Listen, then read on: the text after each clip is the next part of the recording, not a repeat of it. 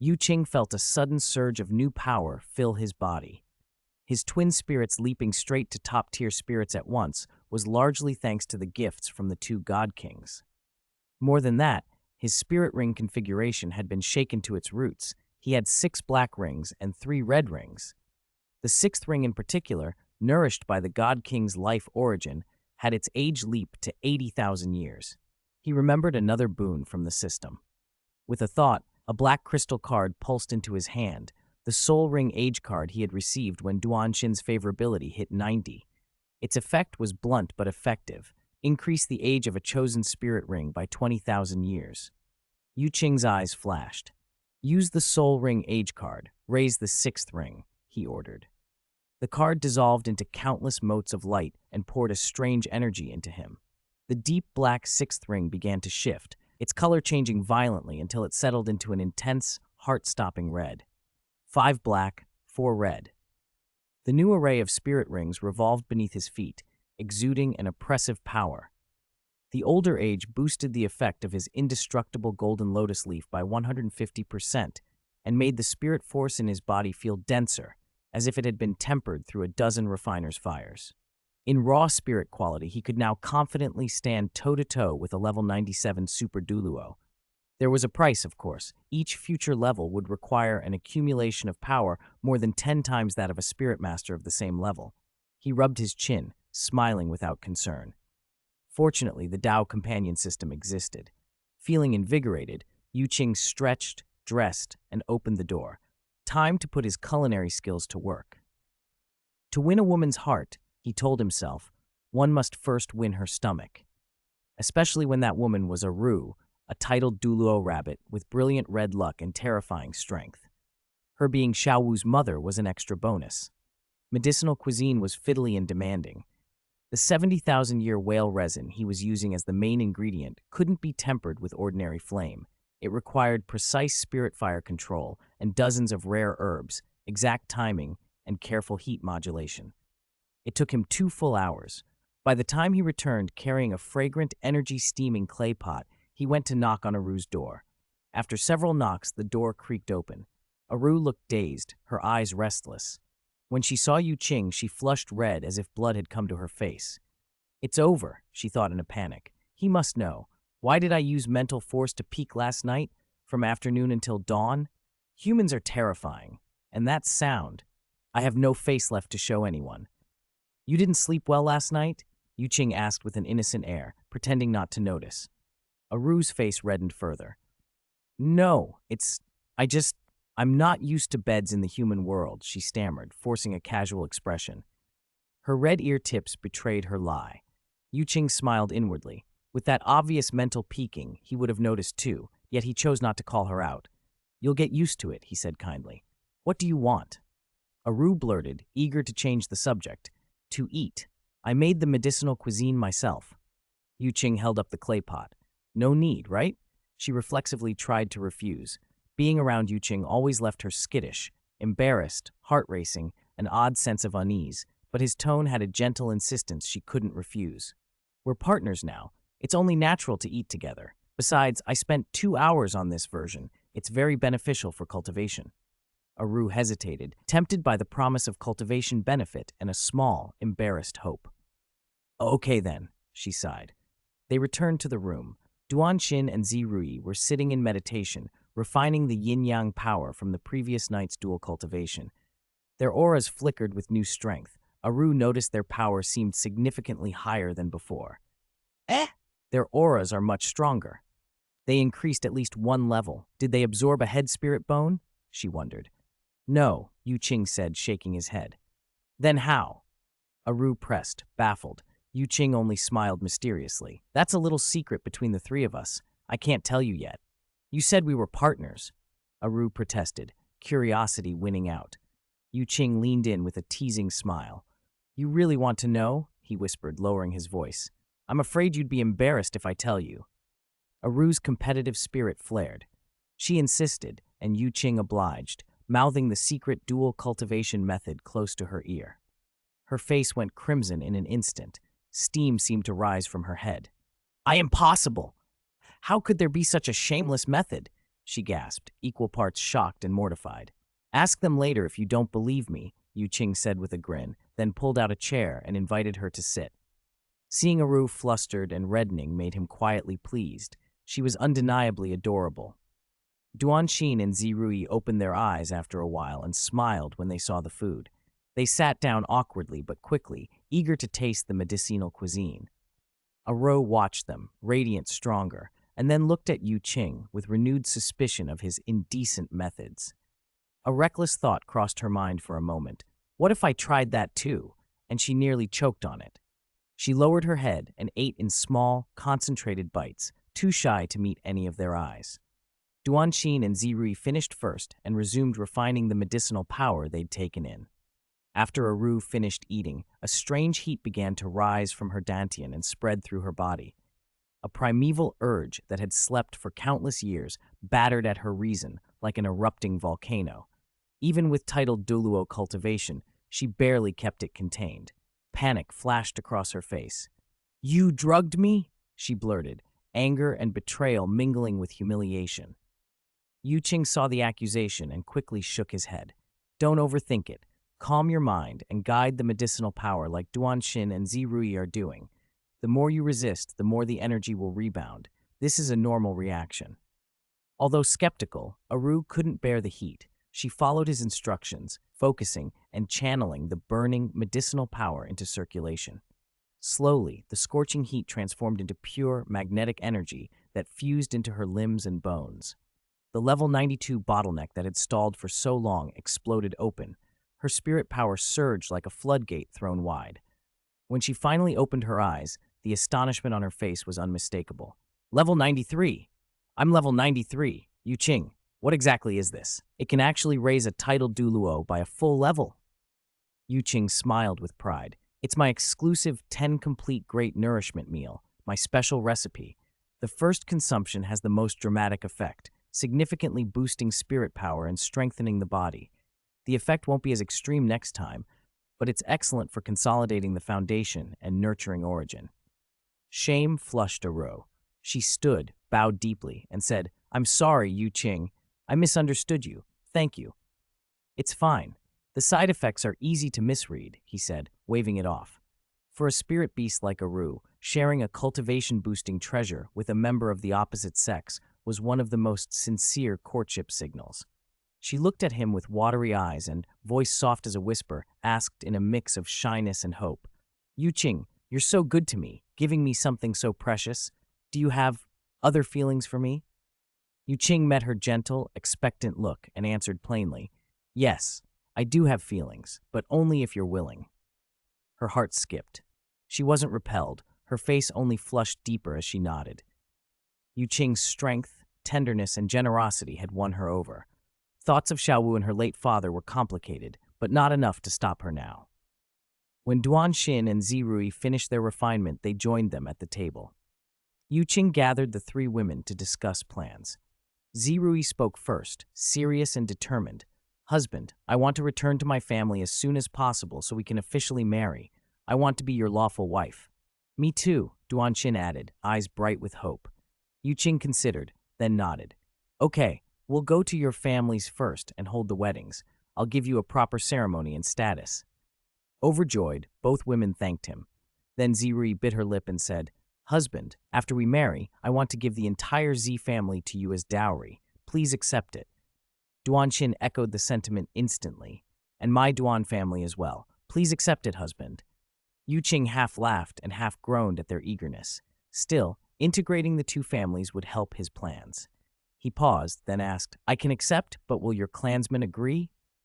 "Don't worry," Zirui replied confidently.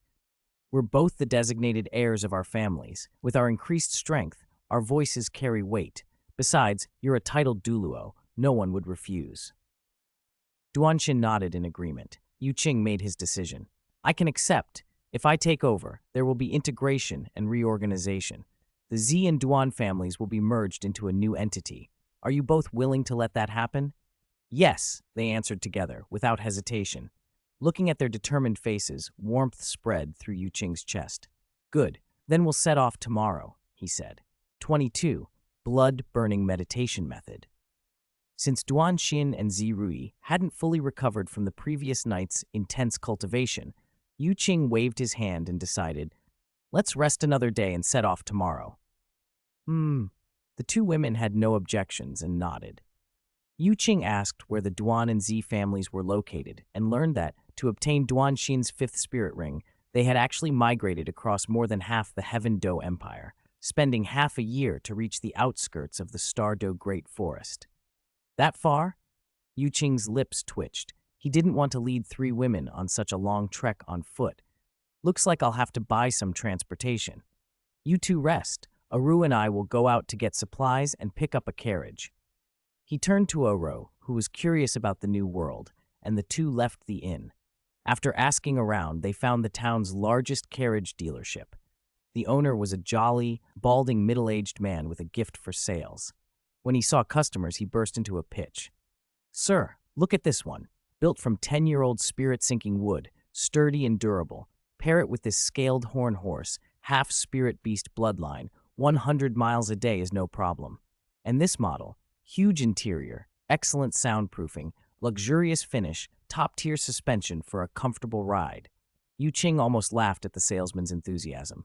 He cut through it. My requirements are simple, fast, and a cabin big enough for 4 or 5 people without feeling cramped. Understood. The owner beamed and rolled out a simple but spacious carriage. This wind chaser model will do the job. The cabin was indeed roomy and well-made. Yu Qing decided, I'll take it. How much? 10 silver coins, the owner announced, flashing a bright grin. It was a little pricey, but Yu Qing paid without haggling. Behind them, the salesman called, Take care, sir. Please come again.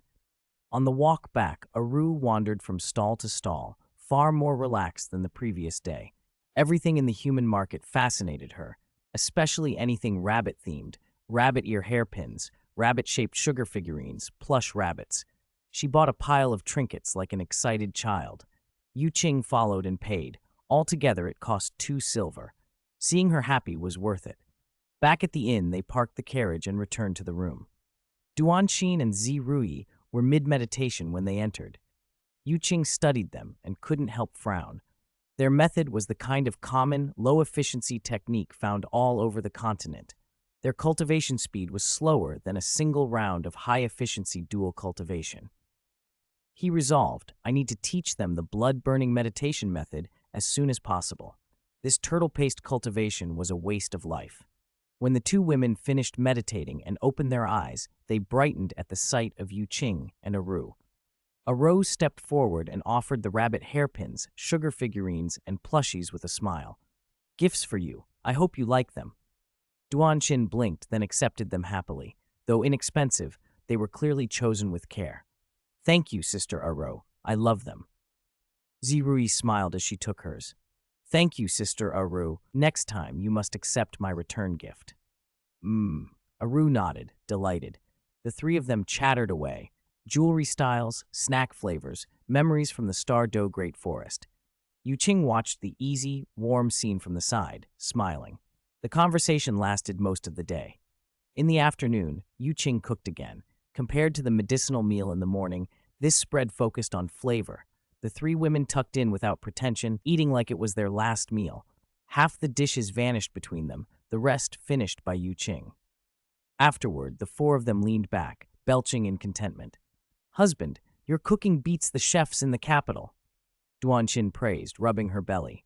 Zirui counted on her fingers. Medicinal cuisine, cooking, spirit theory, your own body refining method, soul power compression method. What can't you do, husband? Yu Qing put on a mock thoughtful face and then grinned. There is one thing. What is it?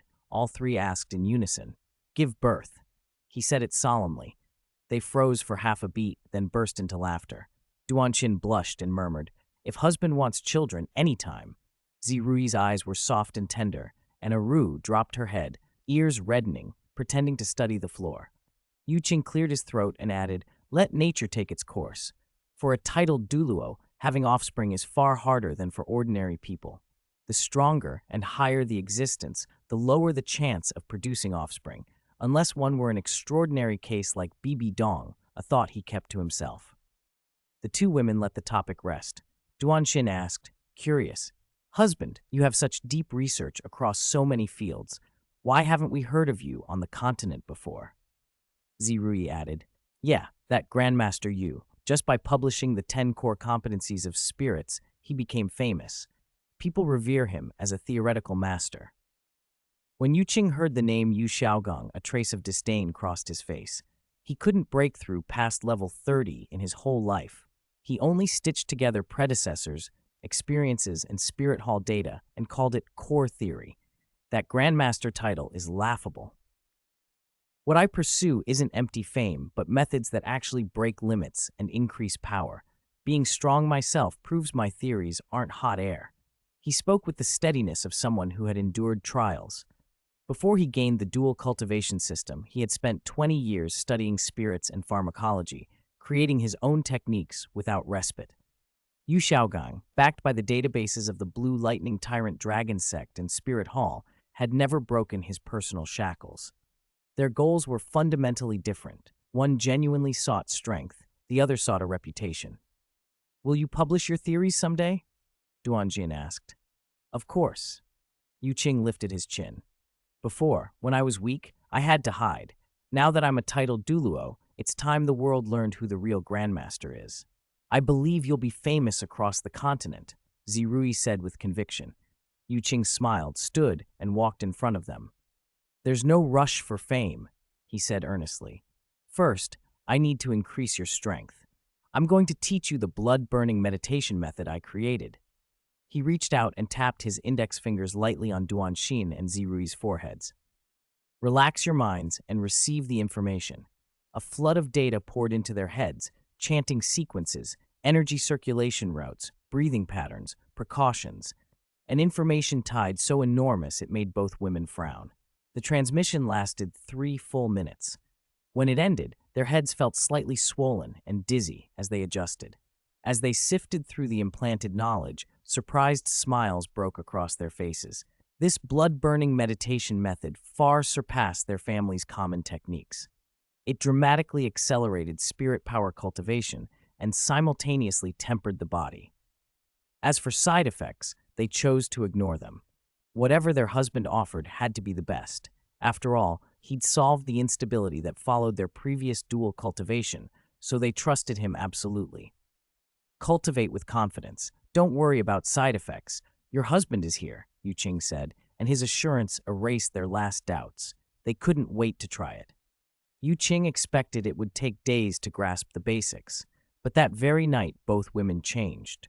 Their auras shifted, and they fell into the blood-burning meditation one after the other. Yu Qing watched closely. Their skin flushed bright red, veins beneath the surface writhing like small worms, as if the blood itself were being heated and set alight. Thin wisps of white steam seemed to rise from their heads. Their faces moved from calm to strained, brows knitted and teeth gritted. The burning of qi and blood was painful and intensifying. At the same time, their spirit power surged, first 50% faster than usual, then double, then more than triple, and it kept climbing.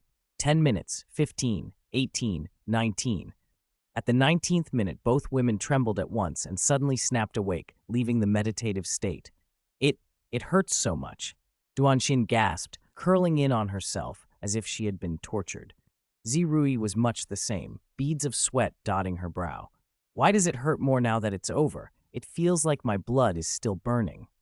Yu Qing had expected this and explained calmly. Burning qi and blood is sustained pain. When the meditation stops, the boiling qi and blood don't subside at once, so you'll feel residual pain. Push through it. The longer you endure each time, the longer you can hold the meditation next time. It's excellent training for willpower and physique. 23. 5-star Taoist partner. Aru Yu Qing's requirements for the two women were clear and strict. Each session of the blood-burning meditation method had to last at least an hour. That not only maximized cultivation efficiency, but also prevented the blood from boiling and refluxing repeatedly, which could damage the meridians. Hus. Banned. Duanxin's face was pale, sweat beading on her forehead. Her voice came in ragged gasps from the pain. How did you ever come up with such a torturous method? It was practically building cultivation on unbearable pain. The more it hurt, the faster spirit power would grow. To get stronger, Yu Qing said simply, his tone heavy. As long as a method wasn't outright evil, I tried everything. It wasn't a lie. With an innate soul power only at level 3, even after devouring countless heaven and earth treasures and absorbing spirit rings beyond his limits, his progress had been painfully slow. He had refined and combined meditation methods, even borrowed techniques from non-human practices, but that had only made him marginally faster. The blood-burning meditation method, the system had given him paired agony with efficiency and could push cultivation speed up to 10 times normal. I understand, zeroed the burning in her body, her eyes steady with determination. Don't worry, husband. We'll get through this. Keeping up with you. This kind of pain is nothing. After the two women had caught their breath, a thread of light shimmered from Yu Qing's fingertips. Two golden-purple leaves full of life radiance appeared. First, spirit ability, full of vitality, purple sunleaf. With his spirit evolved to its top tier and his spirit rings aged further, the ability's effect had been boosted by 50%. The leaves dissolved on contact with their tongues, and pure life energy rushed through them. Instantly, all the fatigue and discomfort from the blood-burning meditation vanished. They were fully restored. Duanxin felt the change and then noticed Yu Qing's first spirit ring had turned pitch black. Husband, your first spirit ring, how did it become a 10,000-year one? Yu Qing smiled and kept them in suspense. That's a secret for now. I'll tell you after we're officially married, okay? Curiosity pricked at them both like a cat's paws, but the word married brought such sweetness that it drowned out the question. They nodded obediently. We can wait. Time slid by. Morning came in the blink of an eye. As usual, Yu Qing rose early to prepare a rich medicinal cuisine breakfast. He called Aru over, and the four of them ate together, then checked out and set off. Outside the inn, the wind chaser carriage was waiting. Yu Qing had wanted to drive it himself, but Duanxin and Zirui firmly stopped him. Husband's status is noble. How can you do the coachman's work? Even temporarily, it won't do, they insisted. Reluctantly, Yu Qing agreed, and they hired a seemingly honest, simple coachman in the town. The man hesitated when he learned the journey would be long, but when Duanxin and Ziri quietly released Spirit King-level fluctuations, he nodded like a hen pecking rice and eagerly took the cushy job. With a professional driver at the reins, Yu Qing relaxed in the roomy carriage with three beautiful women of different styles. Through the gap in the curtains, the coachman's envious stare was almost visible. The scenery drifted past as the carriage moved. To break the tedium, Yu Qing started a conversation. They talked about local customs, oddities in the Spirit Master world, and Aru shared many wild stories from the Stardow Great Forest. Laughter and easy harmony filled the carriage. Inevitably, the conversation circled back to Yu Qing. A Xin, a Z, Aru asked softly, her pink eyes bright with curiosity. How did you two first meet, Yu Qing? How did you end up with him? What she really wanted to know was how they could accept sharing a partner so naturally. Ziri blushed a little, then said, Husband saved our lives. If he hadn't stepped in, we'd be nothing but bones by now. Was it just that he saved you? Aru pressed. The two women exchanged looks and smiled, their faces glowing. Husband's knowledgeable. He seems capable of anything. He's powerful and upright, never preying on the weak. And he's born handsome. Tell me, how many women could resist a man like that? Yu Qing heard everything. He felt both pleased and slightly helpless. Aru's gaze drifted involuntarily to him. She had to admit they were right. Aside from being a little lascivious, yet weirdly principled, there were hardly any faults. In him, she had a peculiar, irresistible attraction that made her heart race. Is this the feeling of being moved? But she was a spirit beast in human form and had a daughter, Xiao Wu. Could he accept someone like her? If he did, how would she face Xiao Wu later? Had she just found a stepfather in one trip? The budding emotion was quickly checked by harsh reality. Aru's eyes dimmed, and she buried the quietly growing affection. Day after day, the journey continued. They sometimes slept in the carriage, sometimes found inns in villages. On the fourth day, they reached a proper town, and Yu Qing decided they should rest for a day. After checking into a hotel, Yu Qing prepared a medicinal cuisine feast and a soothing medicinal bath for the women. Later, when Aru had returned to her room, Yu Qing conducted the mandatory routine every 3 days with Duanxin and Zirui, dual cultivation. 500 yin-yang points, a trace of spirit power, a small amount of yin-yang power. 500 yin-yang points, a trace of spirit power, a small amount of yin-yang power. After 2 highly effective sessions of dual cultivation, Yu Qing mercifully stopped. That allowed the 2 women to enjoy the benefits without being exhausted for the next day's travel. Then he guided them through spirit compression and purification and the refinement of yin-yang power. Duanxin's spirit power climbed steadily to level 57, while Zirui advanced to level 59, one step away from Spirit Emperor. They returned to blood-burning meditation again. This time, they pushed past 20 minutes. More pain, but greater gains. 59! Zirui gasped from the pain, but couldn't hide her grin. At this rate, by the time they went back to the Z family, she'd be a level 60 quasi-Spirit Emperor. The next morning, as they boarded the carriage, Aru looked at Duanxin and Zirui's radiant faces and couldn't help thinking. Last night, they did dual cultivation again. Is it really that effective? Should I try it too? The thought sprouted and grew until it was impossible to ignore. If he could accept someone like me, did race, age, and a daughter really matter? Aru suddenly felt a widening of the world. Only one worry remained. How would Duanxin and Zirui feel? She didn't know how to ask, so she agonized for days more. Watching Yu Qing and the 2 women's cultivation steadily rise, Aru finally made up her mind. The opportunity came when Yu Qing went alone to prepare medicinal cuisine. Aru took a deep breath and found Duanxin and Zirui chatting. "Sister Ro, do you need something?" Duanxin asked, curious. Aru's cheeks flushed. She bit her lip and summoned her courage. If Yu Qing accepted another woman and did dual cultivation with her, could you accept it?" Duanxin and Zirui exchanged a look. Understanding dawned. This powerful title Douluo had finally fallen completely for their husband. Zirui's gaze was calm and sincere. "If she truly loves husband and husband loves her, we will accept." Aru's eyes lit up. "Really?" "Absolutely," Duanxin said with a smile. At their level, their love and tolerance for Yu Qing had far surpassed ordinary boundaries. If he loved someone, they would support him. The last trace of worry vanished. Joy and anticipation flooded Aru's heart. That night, after Yu Qing finished dual cultivation with Duanxin and Zirui, and the 2 women began compressing and purifying their spirit power, a familiar mental ripple brushed Yu Qing's perception. A clear message reached him. "Yu Qing, come out for a moment. I have something I want to discuss." Yu Qing's brow twitched. He rose and opened the door. Aru paced outside, hands twisted nervously, radiating anxious determination. "Aru."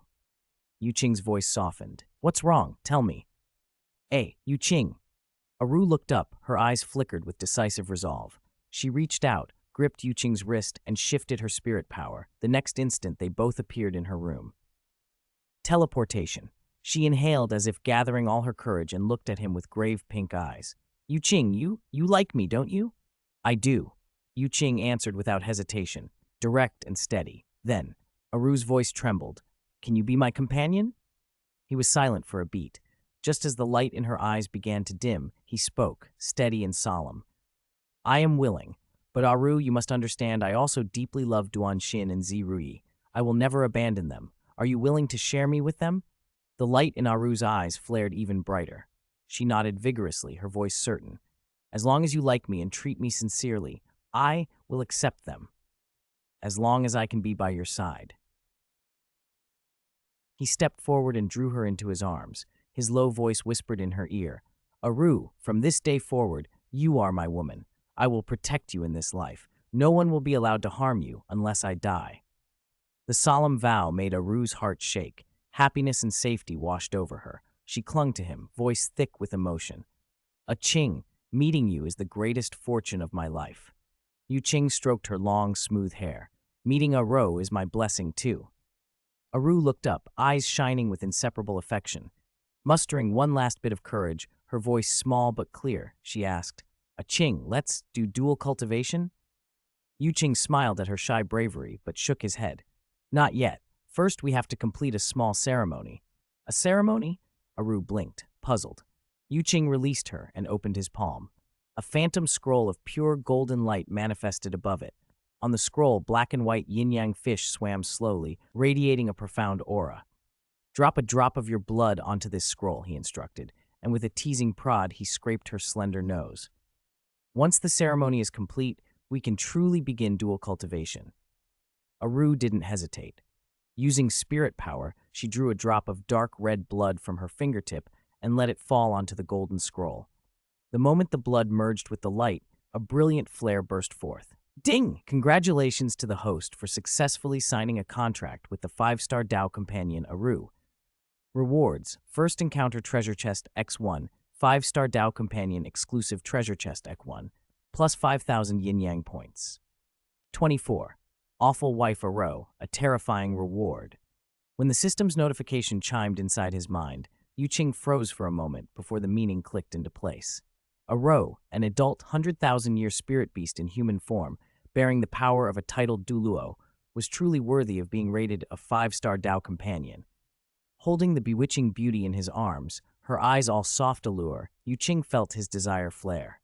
He put aside every stray thought and lifted Aru into a bridal carry. Turn off the light." Aru buried her flushed cheeks against his chest and murmured in a voice like the buzz of a mosquito.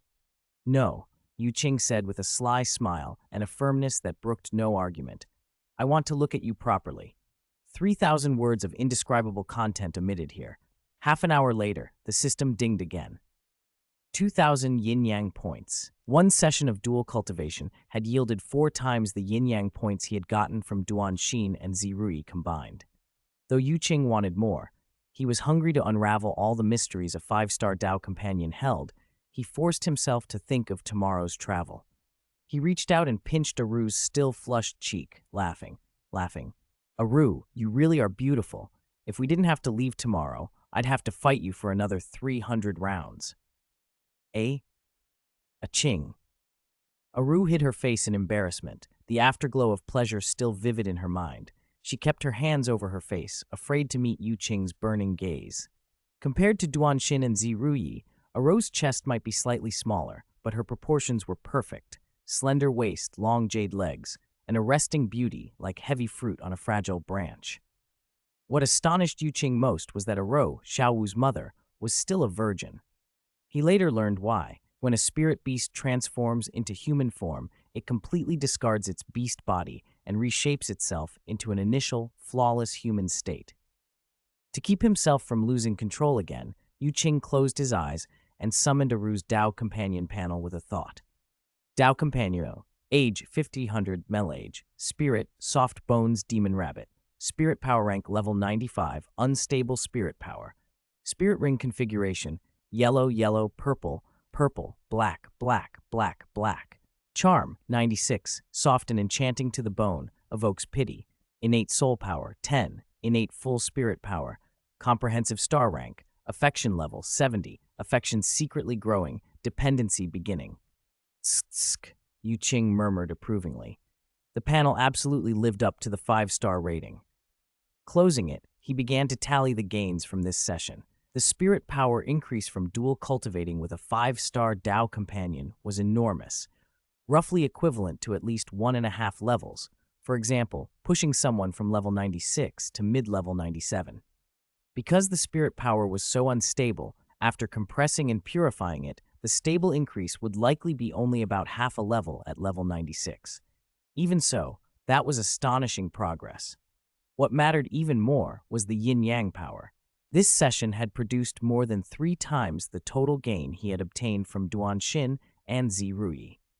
Now that his spirit had evolved to the top ranks, Qing was concentrating on increasing the age limits of his spirit rings. The yin-yang power from the previous dual cultivations had only raised his spirit ring age limits by about 500 years combined. The energy refined from Aru's contribution shot his spirit ring age limit up 2,000 years instantly. At this rate, if I cultivate diligently, my 5th spirit ring could reach the 100,000-year level in just half a year. Qing thought, heart racing with anticipation. Qing, I reached level 95. Aru hugged his arm, voice trembling with excitement. She could feel the surge of spirit power inside her. Qing felt the incredible softness under his arm, smiled fondly with half-lidded eyes, and kept his tone steady. The spirit power gained from dual cultivation is unstable. You must compress and purify it first to solidify your foundation. Come, Aru, I'll pass the soul power compression method to you.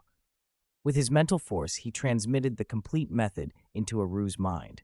She read it carefully. Gratitude and surprise lit her eyes. Ding, Aru affection level 5, current affection level 75. Qing, you're so good to me. I truly love you. She planted a sweet kiss on his face, pink eyes brimming with affection. The atmosphere thickened, and Qing quickly recited the heart purification incantation in his head to cool the rising flames. Your unstable spirit power still needs handling. It's not suitable to dual cultivate again yet, he said, gently holding down her restless hand, serious but gentle. Aru, disappointed, nevertheless nodded and suppressed the urge. Next, he taught her how to refine the yin-yang power within her. After they finished, he emphasized one point. Remember, the refined yin-yang power should primarily be used to increase the age limits of your spirit rings. It can increase spirit ring age limits? Aru's eyes widened in shock and delight. Yes, Qing said. It can also improve your spirit quality and spirit power rank. You'll see its wonders in time. Both, titled Douluo, the yin-yang power from their dual cultivation was far purer and more abundant than before, so the refinement process took longer. Qing closed his eyes, sank his consciousness into his sea of consciousness, and opened the system space to claim the treasure chests granted by Aru. First, the 5-star Tao Companion exclusive treasure chest. My charming old ancestor, please grant me good fortune again. Qing clasped his hands in a playful, half-ritualistic prayer and ripped the chest open. A noble red light spilled out, and 3 items floated before him. A crystal-clear spirit bone pulsing with energy, an ancient-looking book with yellowed pages, and a black scroll of strange material inscribed with profound runes. He examined the spirit bone first and found himself frowning. 100,000-year soft bones demon rabbit right arm spirit bone. That was awkward, clearly not something he could rationally absorb. Give it to Aru? How would he explain its origin? Sigh, damn system, you're making things difficult, he muttered. He put the bone aside and turned to the other 2 items. A top-tier footwork technique from a high-level Xuanhuan world. When executed, one's movement is like a phantom moon, intangible and unpredictable, incredibly fast and hard to track. At major achievement, it can condense a true phantom that inherits 70% of the user's abilities and can reflect 70% of incoming damage. Effect stronger when cultivated by females. Posture exceptionally graceful. Soul Ascension Pill Formula. Consuming a finished pill can raise spirit power rank by 2 to 3 levels. Restriction. Must be consumed by a spirit master who has reached the spirit ancestor realm. Each spirit master may consume it at most twice. Ineffective at the spirit saint realm and above. Not bad, Qing commented, rubbing his chin. The spirit bone being a soft bones demon rabbit's right arm was an unfortunate specificity. Still, the footwork and the pill formula were valuable. There was still the first encounter treasure chest. He opened it eagerly. When the golden light faded, 3 items bathed in red and gold luck halos almost blinded him. Complete collection of level 19 Spirit Tool Core technology includes detailed explanation of core arrays. Spirit Soul Contract Technique, perfect version. Divine Skill, Falling Night Galaxy, Qing stared. He'd half expected 1 divine rank item and considered himself lucky. Now there were 3, and 2 glowed with golden divine grade light. He could hardly contain himself. Spirit Tool Technology, even if only level 19, was revolutionary in an age when rudimentary spirit tools were rare. It was like bringing blueprints for a modern warship back to a world of sword and spear. Spirit Soul Technology and the perfect version of it was beyond priceless. If he could master and introduce it early, the implications were enormous. He had dreamed previously of researching spirit souls so that a second spirit wouldn't have to rely solely on hunting rare spirit beasts. If a few vicious beasts could be bound as spirit souls, perhaps only 3 or 4 would suffice to build a full set of 100,000-year spirit rings. He grinned and felt a rush of audacity. If I reveal spirit soul technology, it will overturn the entire cultivation system on the Douluo Continent. He began to imagine the consequences. tricking the Snow Emperor and the Ice Emperor of the extreme north into negotiations, seeking cooperation with the beast god Detian of the Star Do Great Forest, even edging closer to the Silver Dragon King Gu Yuena. I wonder if the three-eyed golden lion has been born yet, he mused, rubbing his chin as his imagination ran wild. With these two technologies, who else but him could found a new era? Finally, there was the divine skill, Falling Night Galaxy. Information poured into his mind. The skill was a single slash, yet its power was unmatched. It required a true comprehension of the galaxy concept. The deeper the comprehension, the more terrifying the saber power. It demanded extraordinary comprehension ability. Yu Qing wasn't worried. He had created the Sunken Abyss Star Extinguishing Slash, a technique comparable to a divine skill. He had complete confidence in his ability to comprehend a divine skill. Spirit Tool Tech, Spirit Soul Contracts, and a divine skill. Aru, you really are my lucky star. You prosper your husband immensely. Yu Qing said aloud, then returned to the physical world. Aru was still diligently refining the yin-yang power beside him. The more he looked at her, the more he adored her. He watched quietly for half an hour until she completed the refinement. Following his guidance, she channeled the purified energy into her spirit ring interface and immediately felt the age limit of her 9th spirit ring jump by 2,000 years. Oh my God, Aru thought, scarcely able to contain her excitement. If they dual cultivated 2 more times, wouldn't her 9th ring reach the 100,000-year tier? With enough dual cultivations, maybe all her rings could reach that level. Then who would dare call the soft-bones demon rabbit weak? The temptation erased the promise she had just made. A Qing. She spun around and looked at him with watery, imploring pink eyes. Can we dual cultivate 2 more times, please? Her coquetry was lethal. Yu Qing felt the suppressed flame inside him leap up, but he stayed resolute. He reached out and tapped her smooth forehead, feigning sternness. Your unstable spirit power hasn't been compressed and purified yet, and you're already thinking about dual cultivation? Do you want to ruin your future advancement? Aya, a Qing. I know I was wrong. Aru immediately admitted it, her voice still full of flirtatious charm. I'll be obedient. Her softness made his heart ache. He warmed, pulled her into a tight embrace, and promised, all right, once you've fully compressed and purified the unstable spirit power in your body, your husband will definitely dual cultivate with you properly. Don't regret it then, okay? 25. Nottingham. Listening to Yu Qing's assurances, Aru hummed happily and snuggled into his arms like a lazy kitten. Her long lashes trembled, and an almost flirtatious warmth radiated from her. The two of them slept entwined until morning sunlight spilled through the curtains. Only then did Yu Qing reluctantly let go and quietly get up to prepare the medicinal meal. After Aru washed and dressed neatly, she finally gathered her courage and went to meet Duan Xin and Zirui. When the 3 of them met in the hallway, Aru instinctively looked away, cheeks flushed and ears bright red, unable to meet the other's eyes.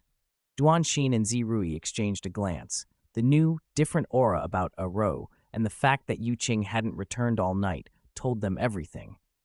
Welcome to the group, Sister Ro, Zirui said first, smiling warmly as she took Aru's arm.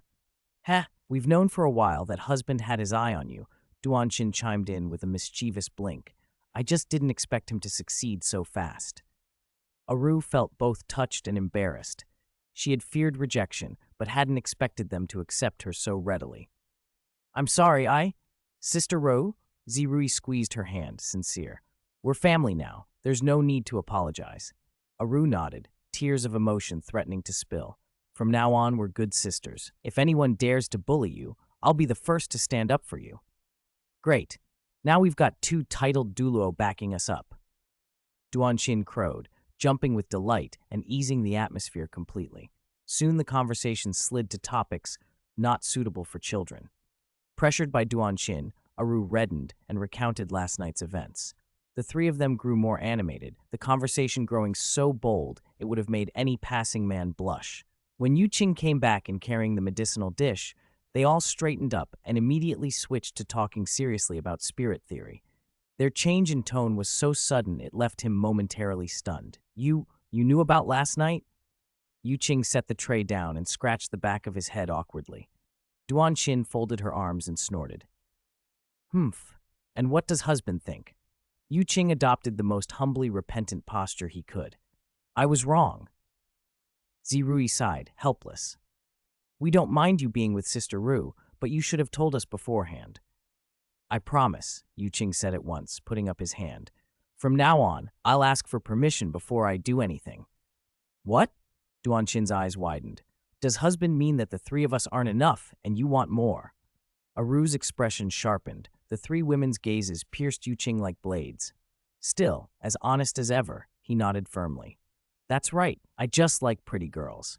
If someone makes my heart move, I'll go after her. His blunt answer left them momentarily speechless. After a beat, Zirui rubbed her forehead and sighed.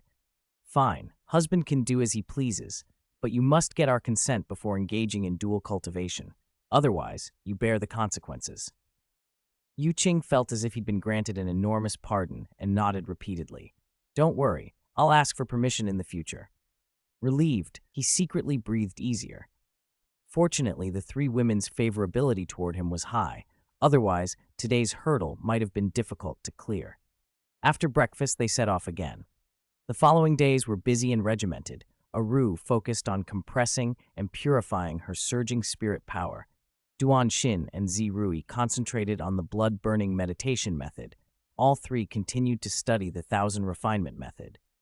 Yu Qing became almost a full-time instructor, guiding their cultivation each day.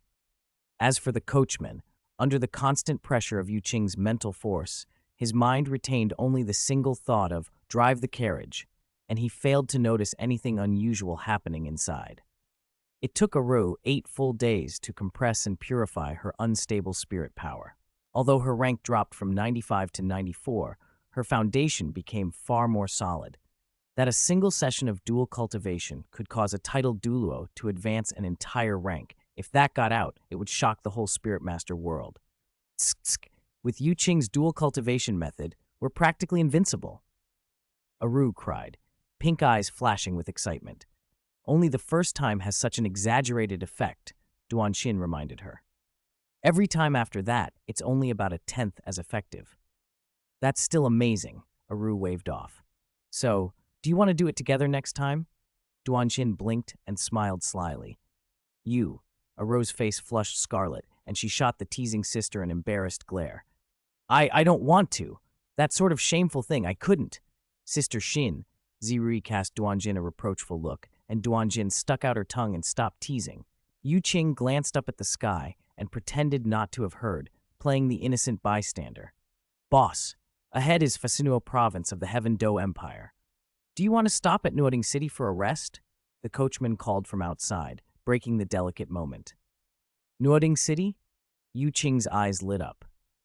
In the original story, Nuoding was the first important port of call after Tangsan left Saint Spirit Village. He had spent 6 years there before going on to Shrek Academy. Yu Qing wasn't interested in everything, but he was curious about the renowned Grandmaster Yu Xiaogang. Good. Let's stop in Nuoding City, he decided immediately. The three women's faces brightened. It had been 8 days since any dual cultivation. They had long been suppressing their expectations and were already counting how many times they could cultivate tonight. 20 minutes later, the carriage stopped before the grand gates of Nuoding City. A brief inquiry, and the guards, recognizing that high-level spirit masters were among them, showed them respectful deference. Though Nuoding was only a small to medium city in the Heaven Do Empire, its location at the junction of Heaven Do, Star Luo, and the Balak Kingdom made it commercially prosperous. The streets were lined with tidy brick buildings and shops, hotels, blacksmiths, spirit tool stores. The four of them booked rooms at a high-end hotel, stabled the carriage, and set off to shop. It was like opening a door to a new world. The three women wanted everything they saw. The spree cost Yu Qing a huge sum, 1 gold coin. Afterwards, Yu Qing made a point of stopping to check out the Nuoding Elementary Spirit Master Academy from outside. He didn't go in, but he memorized the academy's layout and orientation. Husband, why are you so interested in this elemental academy? Duan Xin asked on the walk back. Curiosity, Yu Qing answered lazily. All together now. Curious?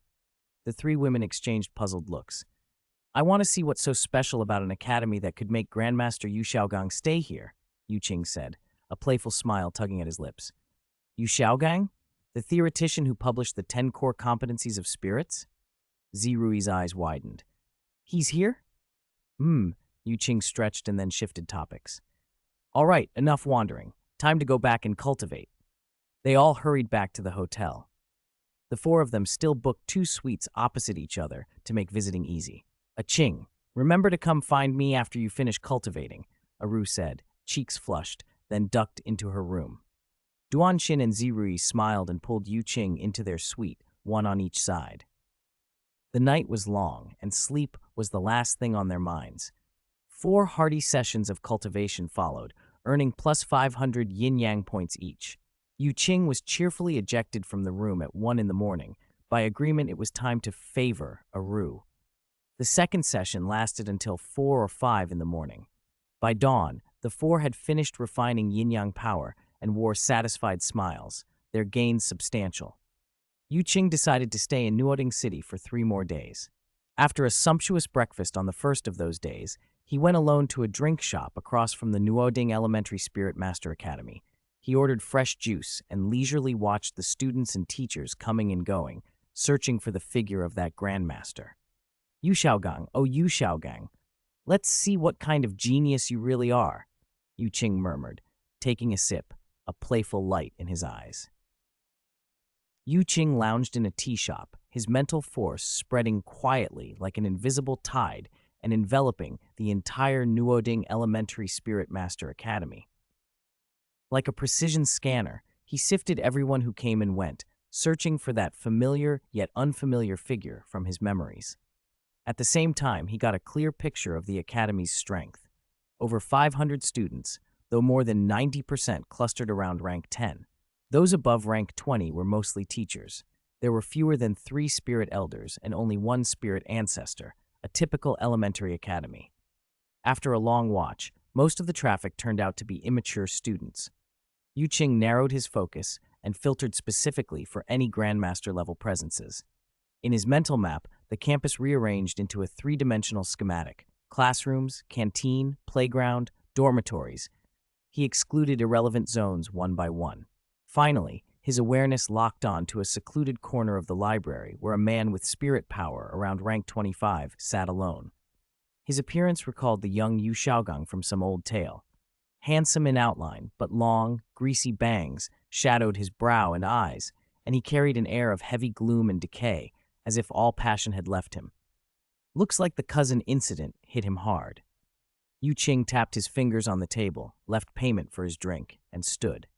A faint purple light flashed beneath his feet, star flash, and in the next instant, he materialized in that quiet library corner like a wraith. He snapped his fingers. An invisible barrier of spirit power flared and his mental force blanketed the area, keeping anything below a titled Douluo from sensing them. Yu Xiaogang, buried in thick scrolls, looked up at the snap with annoyance. A handsome young man in green robes and shoulder-length black hair smiled down at him.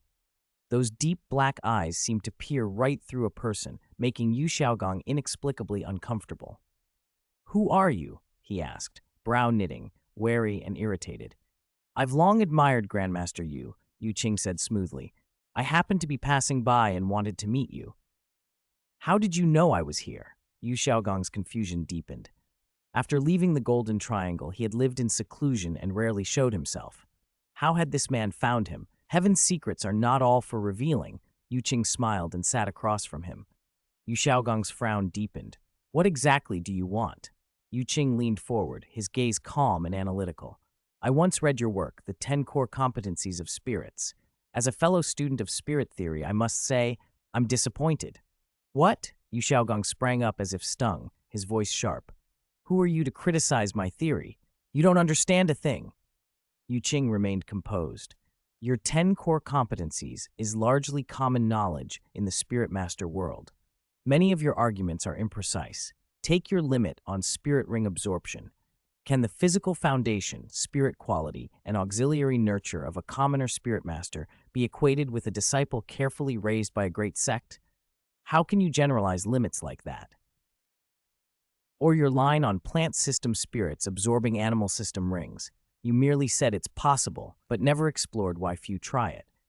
For top-tier plant spirits, absorbing rings of the same origin strengthens abilities and preserves purity and evolutionary potential. Blindly chasing cross-system absorption carries risks that often outweigh benefits. That's the real reason few attempt it. Yu Qing's logic was clean and sharp, pointing out loopholes one by one. Yu Xiaogang's face flushed with fury. "Nonsense! Don't think you can shake my beliefs with sophistry," he barked. "Since you insist on your theory, tell me, since its publication, have you actually nurtured a single genius who shocked the Spirit Master world using it?" Yu Qing asked flatly. "Is my theory meant for producing mediocre talents?" Yu Xiaogang lifted his chin, trying to hold on to dignity. Yu Qing's tone turned cool and mocking. "I expected a grandmaster to have broader insight. Instead, you're all talk, no practice, a man addicted to fame." Yu Xiaogang trembled. The words cut straight through the brittle pride he hid behind. In a blind rage, he summoned his spirit, Luo San Pao. "Luo!" The chubby spirit bounded onto the floor and let out a threatening growl at Yu Qing. Yu Qing didn't glance at it. He tapped the table lightly, and an invisible pressure slammed down like a falling weight.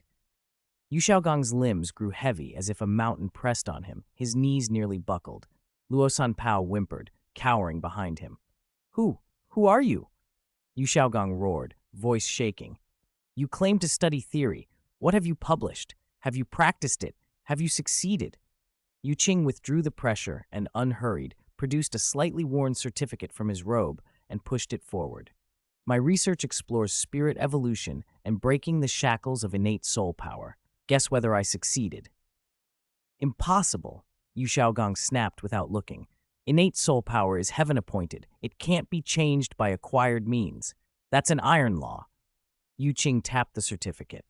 "Then look first, and then guess my current spirit rank." Reluctantly, Yu Xiaogang picked it up. It was an official spirit awakening certificate from the Spirit Hall. Name, Yu Qing Spirit. Green leaf, innate soul power, rank 3. Yu Xiaogang's laughter erupted, but it was hollow and brittle. He slammed the paper down and cackled scornfully. "Rank 3 innate? A trash spirit, green leaf. According to my theory, you wouldn't even break through to spirit ancestor in this life. What are you doing lecturing me? What a joke." His laughter was a desperate venting of shame and rage. Yu Qing's expression hardened. "A frog at the bottom of a well," he said coldly. "Your vision stops with what you already know." He reclaimed the certificate and slowly opened his right hand. A leaf, radiant and glass-like, manifested, alive with a pure, vast aura. Instantly, a suffocating spirit power fluctuation erupted. Purple, black, red, 9 spirit rings materialized beneath Yu Qing's feet in a dazzling display. 3 of them were blood-red 100,000-year rings, radiating a pressure that made the soul stagger. To avoid breaking the barrier, he did not display the full arrangement, but the sight alone was enough. Titled Douluo? Someone whispered. 300,000-year rings? Another stammered.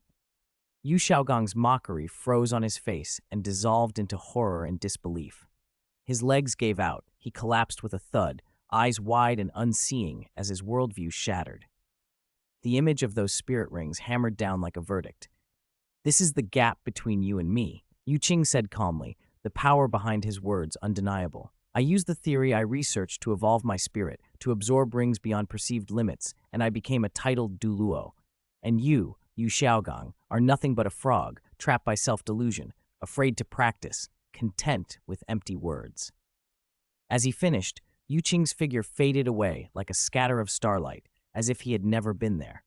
Yu Xiaogang remained slumped on the floor, soundless and hollow.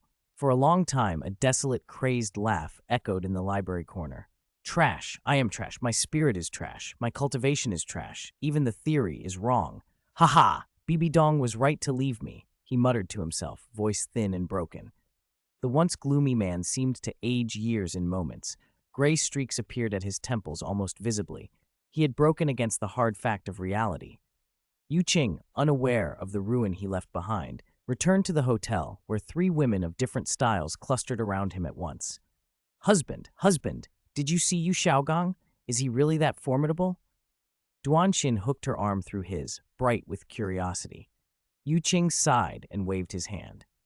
"Don't make too much of it. I expected substance, but he's just an armchair strategist. High in ideals, low in skill, a waste of time. Aren't his theories famous? Aru cocked her head. A famous name, maybe, Yu Qing said with a faint sneer. A watered-down grandmaster, big ego, no practice, lost in his own world. He stopped himself before saying anything more. They soon lost interest in Yu Shaogang. After all, he was only an unfortunate passerby in their day. After 3 days of play in Nuoding City, the small group of 4 boarded their carriage amid laughter and chatter and set off for their next destination. 27. Aru's first 100,000-year soul ring.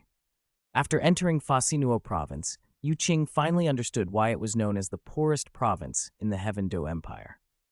The land was barren and cracked, the roads rutted and uneven, and the carriage jolted so badly it made one question the value of travel. Worse, people were sparse. After a whole day, they couldn't even find a decent village. The coachman, face long with fatigue, warned that at this pace crossing Fasinuo would take at least a month and a half. A month and a half! Duanxin wailed and flopped down inside the carriage. That's unbearable. The next days felt endless. The 4 of them either chatted lazily or stared vacantly at the unchanging desolation outside. Finally, to break the monotony, Yu Qing fashioned a deck of playing cards out of cardboard, which brought some much-needed amusement. Joker bomb! I can't beat that! Ha! I win again! Their laughter finally brightened the dreary journey. 4 days later, the carriage rolled into a proper-sized city. After 4 days of rough travel, everyone wanted a proper rest. Even the coachman, relieved, dropped his whip and charged off cursing toward the city's entertainment quarter. Damn me! Kill me before I take this road again! Let's go! Let's go! Husband, hurry, dual cultivate, and then get a good night's sleep. The moment Duanxin stepped down, she dragged Yu Qing toward an inn, ignoring the surprised stares of passersby. The rooms they took were 2 suites across the hall from each other. This time the 3 of them cut straight to the point. After the long journey, they'd already gotten used to the threesome and found it more efficient. Yu Qing made full use of his stamina and stayed up nearly all night. When morning light filtered through the curtains, all 4 wore satisfied, exhausted smiles. They'd enjoyed themselves and improved their cultivation at the same time. Qing, just one more time. I feel like my 9th spirit ring is about to break through to 100,000 years. Aru purred, pink eyes full of expectation. All right, your husband will help you get there today. Yu Qing couldn't refuse. He rose to the challenge again. Husband, you're amazing. No wonder Sister Xin and Rui are so obsessed with you. Aru's voice was hoarse as she squinted lazily, all contentment. Yu Qing puffed up a little with pride. As a transmigrator, he had certain advantages. Otherwise, these 3 voracious women would have drained him long ago. Today, focus on refining your yin-yang power and try to raise your spirit ring to 100,000 years in one attempt. If that's not enough. He wrapped an arm around Aru's slim waist and smirked. We'll do it again.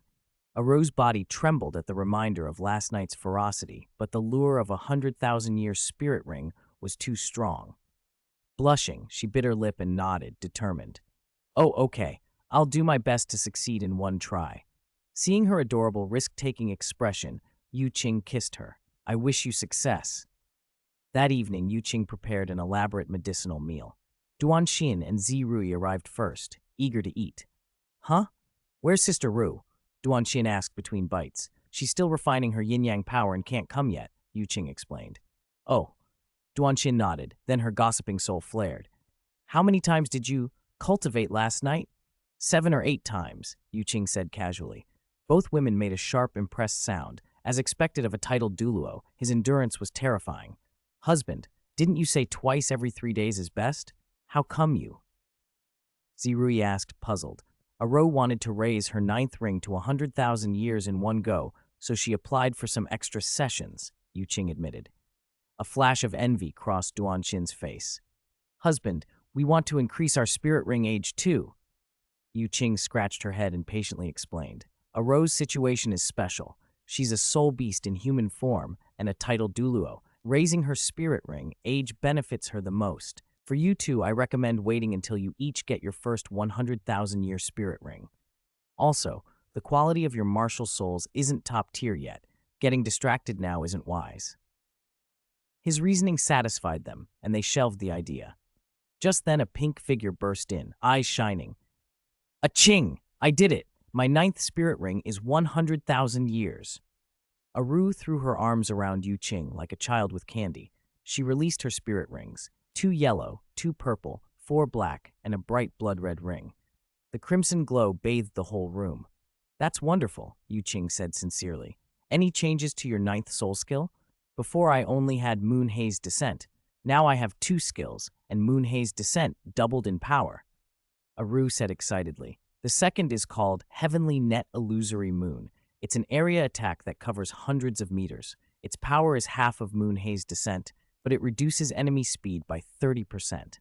Yu Qing nodded, pleased. When he noticed her affection level hit 89, a thought occurred to him. Aru, can a soul beast in human form absorb spirit bones? Aru paused and shook her head. We can spontaneously condense spirit bones. We don't need to absorb them. Are they whole-body spirit bones? No. We only condense one spirit bone tied to our original body's bloodline. Would a mature soul beast in human form absorb spirit bones from other body parts? No, she said again. That causes a rejection reaction. In severe cases, it can be life-threatening. Then how do you gather 6 spirit bones? We need spirit bones from the same origin and source. Her expression clouded. Hunting her own kind for spirit bones? She would rather not. Yu Qing took a breath and spoke solemnly. Aru, I have a soft bone charm rabbit right arm bone here. I wonder if you need it. What? Aru froze as if struck. Did a Qing hunt a soft bone charm rabbit? No. Yu Qing adopted a serious tone and spun a story. I found it in an ancient ruin. It must be left behind by a soft bone charm rabbit that died naturally. Its age is up to 100,000 years. 100,000 years? Aru's voice shot up, eyes wide. Yu Qing produced from his storage soul tool a crystal-clear pink right arm bone that glowed with a rich red aura. This is it. Aru took the spirit bone, trembling. The bloodline aura of the same source flooded her, and tears streamed down her face. Ding! Aru affection level +1, 5-star Dao companion. Aru, affection level reached 90. Received affection chest. A Qing, are you really going to give me such a precious spirit bone? Her voice choked. Of course. Yu Qing brushed her tears away. Then Aru sprang into his arms and clung to him like a koala. A Qing, I love you. I love you the most. I love you the most, most. She poured out her confessions nonstop. In that moment, Yu Qing felt like he owned the world. Aru, you are all my beloveds. I won't favor one over the other. He said it affectionately, glancing at the 2 women giving him fierce looks. Everything I have, I'll give you without reserve. His survival instincts kicked in. Under the sharp glares of the 2 grandmas, he quickly added, Shiner, Rui, I promise to prepare a 200,000-year spirit bone for each of you in the future. Their anger eased and they forgave him, temporarily. Yu Qing then told Aru to absorb the bone and was immediately dragged aside by Duanxin and Zirui for severe interrogation. Husband, where did that spirit bone really come from? Zirui narrowed her eyes, tone dangerous. Yes, how come we didn't know you had such a thing? Duanxin pressed suspiciously. Sweat beaded on Yu Qing's forehead and inspiration saved him. Actually, I synthesized it using a special synthesis method. The success rate is extremely low and the material's rare, so I never told you. Really? The 2 women looked half-believing. Absolutely true. Yu Qing raised a hand in oath. Once I find the right materials, I'll synthesize one for each of you immediately. After much coaxing, he finally won them back. Watching their smiles return, Yu Qing exhaled. Being blessed with multiple wives was wonderful, but managing it was no small task. Chapter 28. The Legend of the Pink Thief. Aru spent an entire day perfectly integrating the 100,000-year soft bone charm rabbit right arm spirit bone. When she opened her eyes, Yu Qing could feel her soul power had already broken through to the 95th rank. Even more astonishing, because the spirit bone shared the same origin as her body, the quality of her soft bone charm rabbit bloodline leapt forward. By the standards of human martial souls, her martial soul's quality now rivaled the very best. Because of this, Aru became even clingier, attaching herself to Yu Qing like a spoiled little rabbit, wanting to be held every hour of the day. This prompted Duanshin and Zirui to join the possession battle, one monopolizing his left arm, the other his right, while Aro snuggled contentedly in his embrace. "This is the pinnacle of life," Qing sighed contentedly, secretly grateful for having transmigrated to the Douluo Continent. In any other world, how could he enjoy such a blessed life with multiple wives? The love-struck continent indeed lived up to its name. The journey itself was monotonous. The carriage creaked along rugged mountain roads, the scenery bleak, with even a decent town being a rare sight. Playing cards added some amusement at first, but it grew tedious. Qing kept inventing new games, mahjong, Chinese chess, so their days settled into a cheerful routine. Landlord in the morning, mahjong in the afternoon, Chinese chess at night. Surprisingly fulfilling. Luckily, those lazy days did not last forever. 10 days later, the terrain opened into flat plains, prosperous towns became more frequent, and their life rhythm shifted accordingly. 3 days of dual cultivation, 2 days of traveling and cultivating, repeating in cycles. Half a month later, they finally left Fasinua province. It had taken a month and a half, but the gains were remarkable. Duanshin's soul power rose to the 58th rank, and her Crimson Flame Dragon Lizard Martial Soul evolved into the Crimson Flame Red Dragon, a pure dragon bloodline that greatly increased her strength. Zirui's Purple Cloud Vine Martial Soul changed to a purple-gold hue, vastly improving her resistance to ice and fire and multiplying her toughness and defense more than tenfold. Within the same rank, unless confronted by an ultimate martial soul, no one could break free from her control. The two women often felt thankful whenever they recalled their choice to accompany Qing, and their affection for him deepened daily.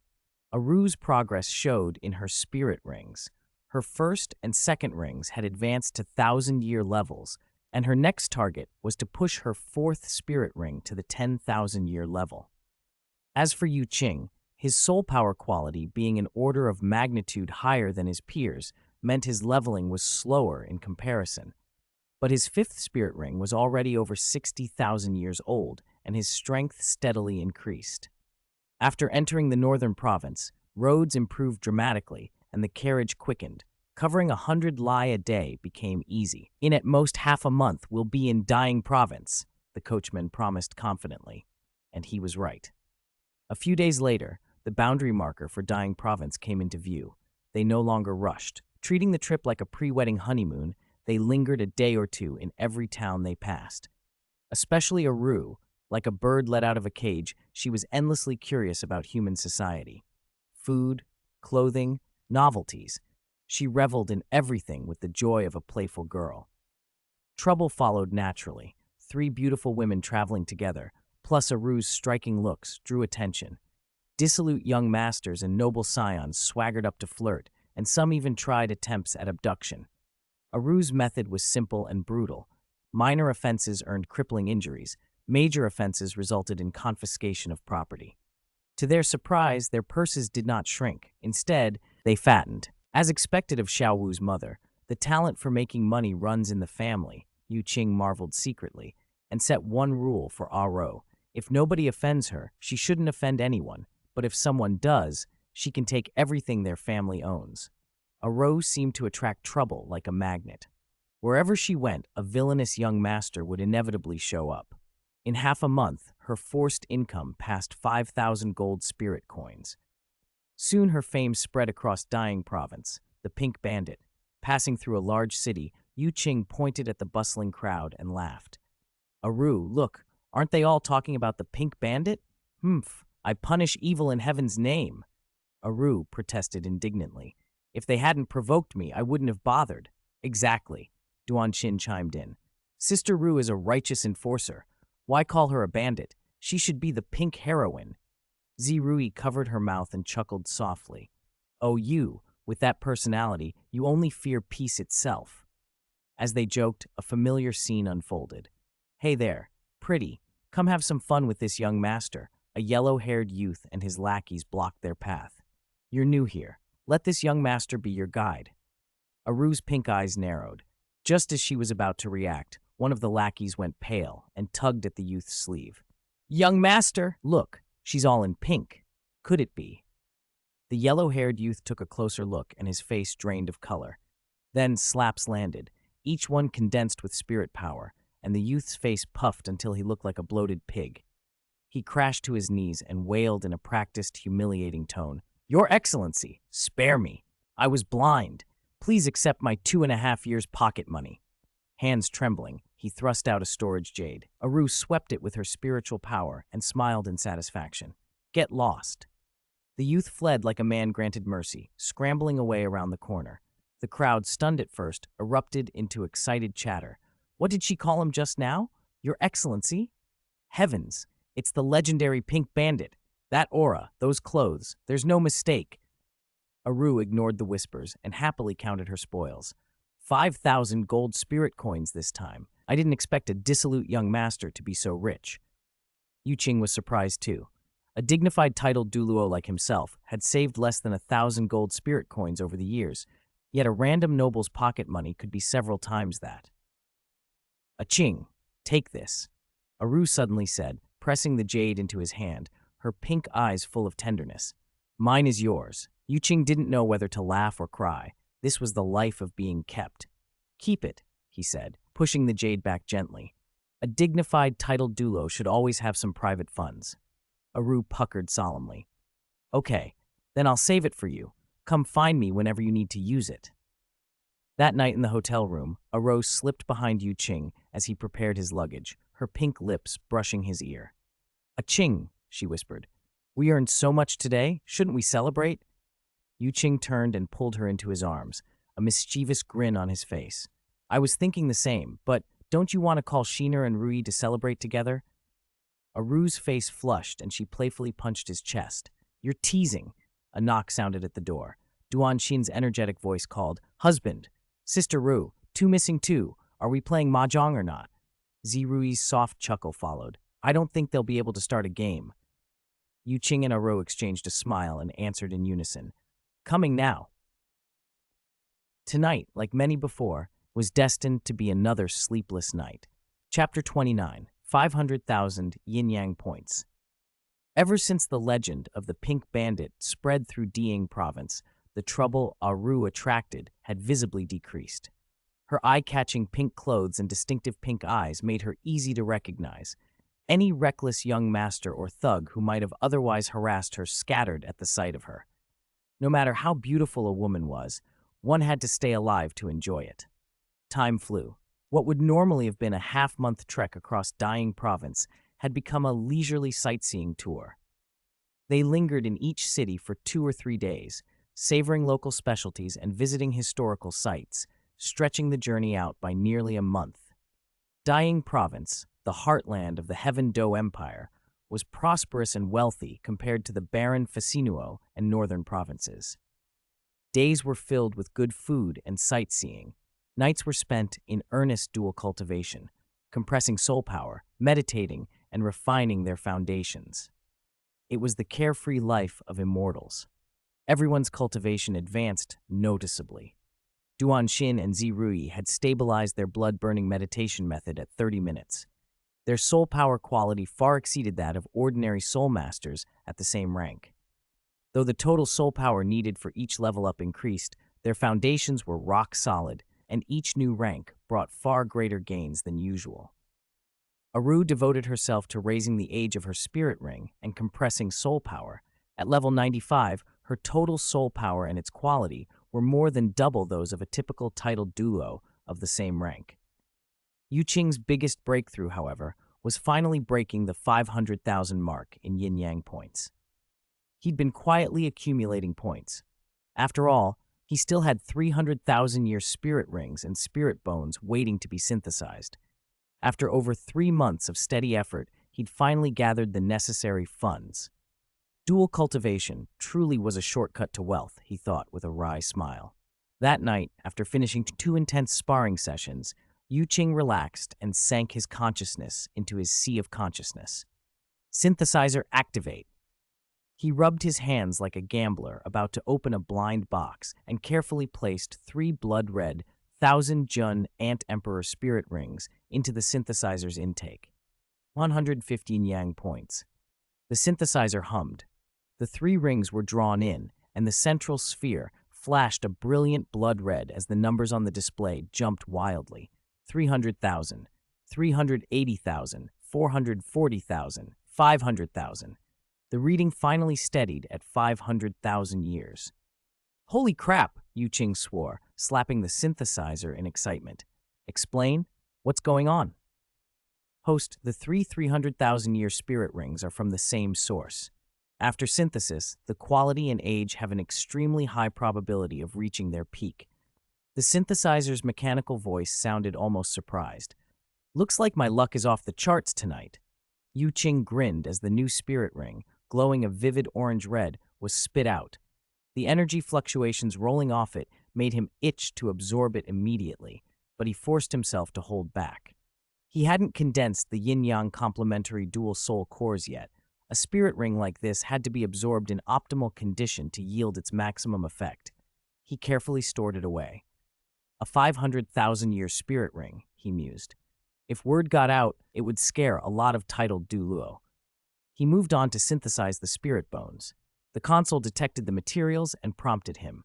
Detection shows one of the spirit bones is a torso bone. Would you like random synthesis or targeted synthesis? Qing raised an eyebrow. What's the probability for random synthesis? 80% torso bone, 10% right arm bone, 10% left arm bone. And targeted synthesis requires an additional payment of 100,000 yin-yang points. Qing's mouth twitched. What a black-hearted merchant. That price is ruthless. But he only needed a right arm bone to complete his set. Gritting his teeth, he tapped the option, targeted synthesis for the right arm bone. The three spirit bones merged, flashed, and the synthesizer spat out a 480,000-year right arm bone. A dark golden luster flowed over it, and powerful energy fluctuations radiated from the bone. Too bad it wasn't a top-tier upgrade, Qing muttered as he toyed with it. He'd need an external spirit bone, the kind Tang San had used as a bridge, to perfectly fuse 600,000-year spirit bones from different soul beasts and have a shot at forming a divine protosuit. He wondered if the system mall could refresh one. He opened the mall interface for the first time. The page was simple, showing 6 items and a refresh button at the top. Refresh, 500 per attempt. Star Demon Vine Spirit Ring, 40,000 years, 2,000 yin-yang points. Flying Swan Steps, 3,500 yin-yang points. Deep Sea Silver, 1,500 yin points. Profound Water Pill, 500 yin points. Spirit Source, 10,000 yin points. Soul Power Crystal Purple, 1,000 yin-yang points. After a moment's thought, Qing bought the Star Demon Vine Spirit Ring for Zirui, who was about to break through to Soul Emperor, the Flying Swan Steps technique, an excellent movement skill that could form the basis of a sect's teachings, a profound water pill to enhance innate soul power, and a spirit source. He'd learned that stuff was good. Then he hit refresh, hoping to find another spirit source. He refreshed 5 times in a row. The results were disappointing. Only one spirit source appeared in 5 refreshes. He did, however, get a number of spirit bones, spirit rings, spiritual herbs, and pills. After the 5 refreshes, 100,000 yin-yang points had vanished. 50,000 remained. Never mind. As long as the Green Mountains remain, Qing said, resigned, and exited the mall. It wasn't yet dawn, so he took out 2 spirit sources and began absorbing them. He chose to strengthen the Star Horn Demon Whale torso bone. This bone was foundational for casting his Sunken Abyss Star Extinguishing Slash. With only 200,000 years of reserve energy, he could currently perform the ultimate move only once. He wanted more security. Ding. Consumed 1 spirit source. Starhorn Demon Whale torso bone, age 50 years. Ding. Consumed 1 spirit source. Starhorn Demon Whale torso bone, age plus 50,000 years. The torso bone's age rose to 300,000 years. While the spirit bone skill itself didn't upgrade, the torso's stellar energy storage doubled, enough to support multiple uses of the ultimate move. Worth it, Qing said, stretching with satisfaction as power swelled within him. He glanced at Aru, who was compressing her soul power beside him. Moonlight streamed through the window, bathing her delicate profile and lending an air of serene beauty. Qing's smile widened. He couldn't help leaning over to kiss her forehead. He wouldn't trade this life for anything, not even immortality. The next morning, sunlight filtered through the curtains. Aru was already awake, dressing and doing her hair. She wore a newly bought pink dress and twirled for Yu Qing. "Husband, do you think my new dress looks good?" she asked, smiling, her pink eyes bright with anticipation. Yu Qing's face lit up. "Beautiful, but—" He leaned close to her ear, lowering his voice with a teasing tone. "Not as good as that pink bandit battle robe from last night." Aru's face flushed crimson. She playfully punched his chest, her eyes full of sweetness. Duanshin and Zirui chuckled nearby, remembering certain, shall we say, indescribable moments. The atmosphere among the four was warm and harmonious. After all these days together, they truly felt like family. All right, time to go," Yu Qing said, pulling the three women into an embrace. "Next stop, Shailing Province, to go home and get married." They shared smiles as sunlight outlined them in a halo of happiness. After the long journey, they were finally nearing their destination. The carriage rolled on, carrying their laughter toward home. Duanshin and Zirui watched the scenery slip past the window, hearts full of anticipation, meeting family, the wedding, and perhaps, when the time came, thinking about children. Gentle smiles settled on their faces as the carriage sped toward Shilling Province and the next chapter of their lives. The carriage rocked slowly along the official road from Dying Province toward the next major city. Yu Qing leaned against the window, watching the landscape blur past and enjoying a rare moment of peace. Duanshin and Zirui whispered about the Feihong steps. Yu Qing had taught them, and Aro, curled up beside him like a lazy cat, idly twined a lock of his hair around her finger. "By the way," Yu Qing said with a chuckle, "the Pink Bandits' reputation has already spread all over Dying Province." Aru's pretty face flushed, and she slapped him playfully. "That's all your rotten idea. What did you say? If people don't provoke me, I won't bother them. If they do, I'll empty their coffers." "It works, doesn't it?" Yu Qing smiled and took her hand. "And our travel funds are getting healthier." "Humph. Next time there's a fishing job like this, let Sheener and Rui do the work," Aru said, but her eyes were bright with amusement. Punishing the wicked while patting their own pockets suited her blunt spirit beast nature well. While the carriage hummed along in a warm, comfortable atmosphere, far away in Spirit City's Supreme Pontiff Palace, a report about the Pink Bandit lay on the desk of Supreme Pontiff Qian Shunji. He flipped through it, fingers tapping the wood. The report described the bandit's distinguishing traits: a predilection for pink clothing, pink eyes, combat power that hinted at a titled Douluo, a preference for targeting corrupt noble scions, crude methods, and large sums of lost money. A titled Douluo who likes to pretend to be a pig to eat the tiger? Quite the eccentric style, Qian Shunji said, voice calm but edged with interest. "This doesn't look like the work of the upper three sects, nor like something from a loose cultivator," Yo Guan. At his side, dressed in magnificent chrysanthemum yellow robes and projecting a decidedly feminine air, Chrysanthemum Douluo Yue Guan stepped forward and bowed. "Supreme Pontiff, Your Holiness. Go to Dying Province and investigate this pink bandit," Qian Shunji instructed. "Find out her background and motives. Be careful of your conduct and avoid unnecessary conflict." "Yes, Your Holiness." A confident smile curved Yue Guan's lips. He'd handled similar assignments before. He had methods for drawing hiding titled Douluo out into the open. Several days later, Yu Qing's group arrived at Blossom City, a town famed for its flower trade. Streets overflowed with blooms, the air sweet with fragrance. The three women loved it at once, darting from stall to stall among garlands and jewelry. Yu Qing followed behind, playing the part of mobile wallet and pack mule. When Aru paused at a stall over an exquisite pink hairpin, a slightly lecherous voice sounded to her side. "Oh, this young lady is more delicate than any blossom. This pink rose suits your peerless beauty perfectly." Aru turned and saw a middle-aged man in flamboyant chrysanthemum yellow robes, his face lightly powdered, charm apparent in his smile. He waved a folding fan and regarded her with an ingratiating expression. Two attendants hovered behind him. The whole display made Aru instinctively uncomfortable. She nodded stiffly. "Thanks, but I'm not interested." The man pressed on, taking another step and smiling with practiced elegance. "Why so distant, miss? I'm a spirit hall deacon. Fate has brought me to your side. Would you honor me with a drink? He made sure to mention Spirit Hall. Most ordinary spirit masters, upon hearing that name, would show some respect or curiosity. Aru's response, however, was nothing like he expected. Her pink eyes narrowed, and something dangerous gleamed in them. A Spirit Hall member? Are you sure you want to invite me for tea? Yuaguan froze. That reaction was wrong. She should have been surprised or intimidated, not provocative. He forced a smile. Of course, it would be my honor. Aru smiled back, bright and unsettling. Perfect. I've been a little short on cash lately and was thinking of borrowing some money from Spirit Hall. Before he could respond, a vast, crushing pressure like a mountain dropped down, centering on Yuaguan and his attendants.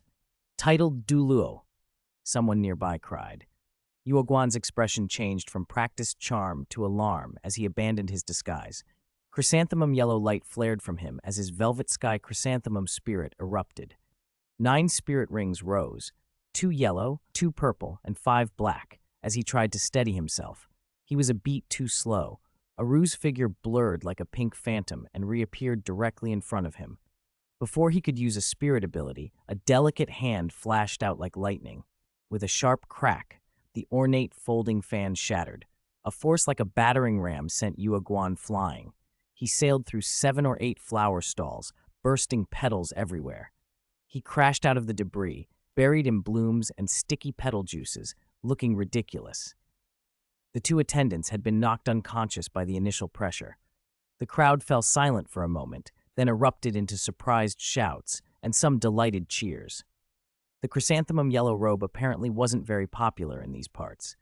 Aru walked over, surveyed the flower mountain, and snorted. Next time you try to flirt with me to test me, I'll make sure your chrysanthemum is truly shattered. Qing arrived beside her and gently pressed her shoulder to keep her from kicking the man again. All right, lesson learned. I think our colorful friend has had enough. Yuaguan, spluttering and covered in petals, staggered up and heard the remark. He nearly choked. How do you know? He wanted to ask how Qing recognized him, but the chrysanthemum robe and the sight of the spirit rings gave him away. His face went several shades of mortified. Qing shrugged casually. Which titled Douluo at Spirit Hall dresses himself like a sentient chrysanthemum besides Yuaguan? Duanxin and Zirui burst out laughing behind them. Yuaguan was speechless. Qing stepped forward, tone as easy as if they were discussing the weather. By the way, Chrysanthemum Douluo, how's your Spirit Hall's holy maiden Bibi Dong doing these days? They say she's a once-in-a-century genius. Yuaguan snapped to attention, scrubbing the petal stains from his robes. Why do you ask about the holy maiden, your highness? Oh, nothing, Qing said smoothly, but his eyes sharpened. I heard she's extremely talented. Has she been sent to Slaughter City to train? With her talent, obtaining the Slaughter God domain shouldn't be hard, right? Yuaguan's pupils shrank. Who was this person, and how did he know that the Supreme Pontiff had quietly arranged for Bibi Dong to go to Slaughter City? He forced himself to keep his voice cold. The whereabouts of the Holy Maiden are not for outsiders to pry into. Qing pressed his luck a little further. And Supreme Pontiff Qianxinji, he's been on the throne for years. Has he considered retiring and letting a younger leader take over? Perhaps someone like Bibi Dong? Impudent. Yuaguan's composure snapped. The Supreme Pontiff is in his prime, guiding Spirit Hall and commanding the world. How dare you make such baseless claims? This is treason. Sensing he'd hit a wall, Qing waved a hand. All right, I'm joking. Tell Qianxinji we're just passing through and not interested in Spirit Hall's power struggles. He can stop being so paranoid. Yuaguan struggled to stand, brushing off petals and powder, his expression stormy and unsure. Who exactly are you people? Aru stepped forward before Qing could answer, chin lifted, playful and proud. I don't hide my name. I am the Pink Bandit. Yuaguan gave a look that said he'd used up all his reserves of disbelief for the day. He said nothing more. He stared hard at Qing, as if trying to memorize the face, then gathered his 2 recovering attendants and retreated down the street at top speed to report everything, especially about the green-clothed young man and his absurd Pink Bandit companion, back to Spirit Hall. Watching them go, the smile on Qing's face faded. He muttered under his breath, Spirit Hall, Bibi Dong, Slaughter City. The thought of connections beginning to converge made his eyes distant for a moment. "Husband, what's wrong?" Duanxin and Zirui asked, concerned. Aru looped her arm through his. "Is that effeminate guy important?" Yu Qing broke into a relaxed grin and wrapped his arms around the three women's shoulders. "It's nothing, just a messenger butterfly. Come on, keep shopping. Tonight we celebrate." The Pink Bandit has once again eliminated a pest for the people and robbed the rich to help the poor. "Yay!" The three women cheered, and laughter filled the flower-scented air as they vanished into the stalls. 31. Purple Rui breaks through to Seoul Emperor Night deepened, and the carriage stopped beside a quiet lake on the edge of Qing province. Stars shivered on the mirror-like water, mingling with the distant lights of towns to paint a tranquil scene. Inside the carriage, though, the air was charged with a completely different energy, scorching, surging spiritual power. Since her last dual cultivation session, Zirui had been held at the rank 60 bottleneck. Tonight, she planned to break through. She sat cross-legged, spirit power churning like a boiling tide. Heat radiated from beneath her fair skin. Beads of sweat dampened the purple hair at her forehead. Within her, the rank 59 barrier took the full force of that pressure, roaring in a way only she could sense. Yu Qing, Aru, and Duanxin stood watch nearby, watching her condition closely. "Sister Rui's aura, it's getting stronger," Duanxin whispered, a touch of envy in her voice. "It looks like tonight's the night," Yu Qing said with a smile. The buildup from days of dual cultivation and Zirui's hard work had set the stage for this. Zirui gritted her teeth and put the blood-burning meditation method into full effect, directing the massive spiritual power accumulated from their sessions into a final assault on the stubborn rank barrier. Time stretched. The air inside the carriage thickened. Thoom. Something inside her shattered. An aura several times stronger than before burst out, rattling the curtains. Rank 60, she had broken through and stepped into the Spirit Emperor realm. "She did it!" Duanxin cried, surprise and joy mingling in her voice. Zirui opened her eyes slowly. They shimmered with purple light. Excitement and wonder shone on her face. New power flowed through her, filling her with strength she'd never known. "Congratulations, Rui. You've officially entered the Spirit Emperor realm," Yu Qing said, stepping forward to brush the sweat from her brow. "Thank you, husband. Thank you, everyone." Her smile was radiant. But expectation clouded it too. Reaching rank 60 meant she could absorb a 6th soul ring. Yu Qing read her thoughts and produced a dense crystal from thin air with a casual flick. It glimmered with deep black light. Inside, the phantom of a tough vine writhed slowly, emitting potent energy fluctuations. "This is..." Zirui caught her breath. The crystal's aura felt incredibly compatible with her own.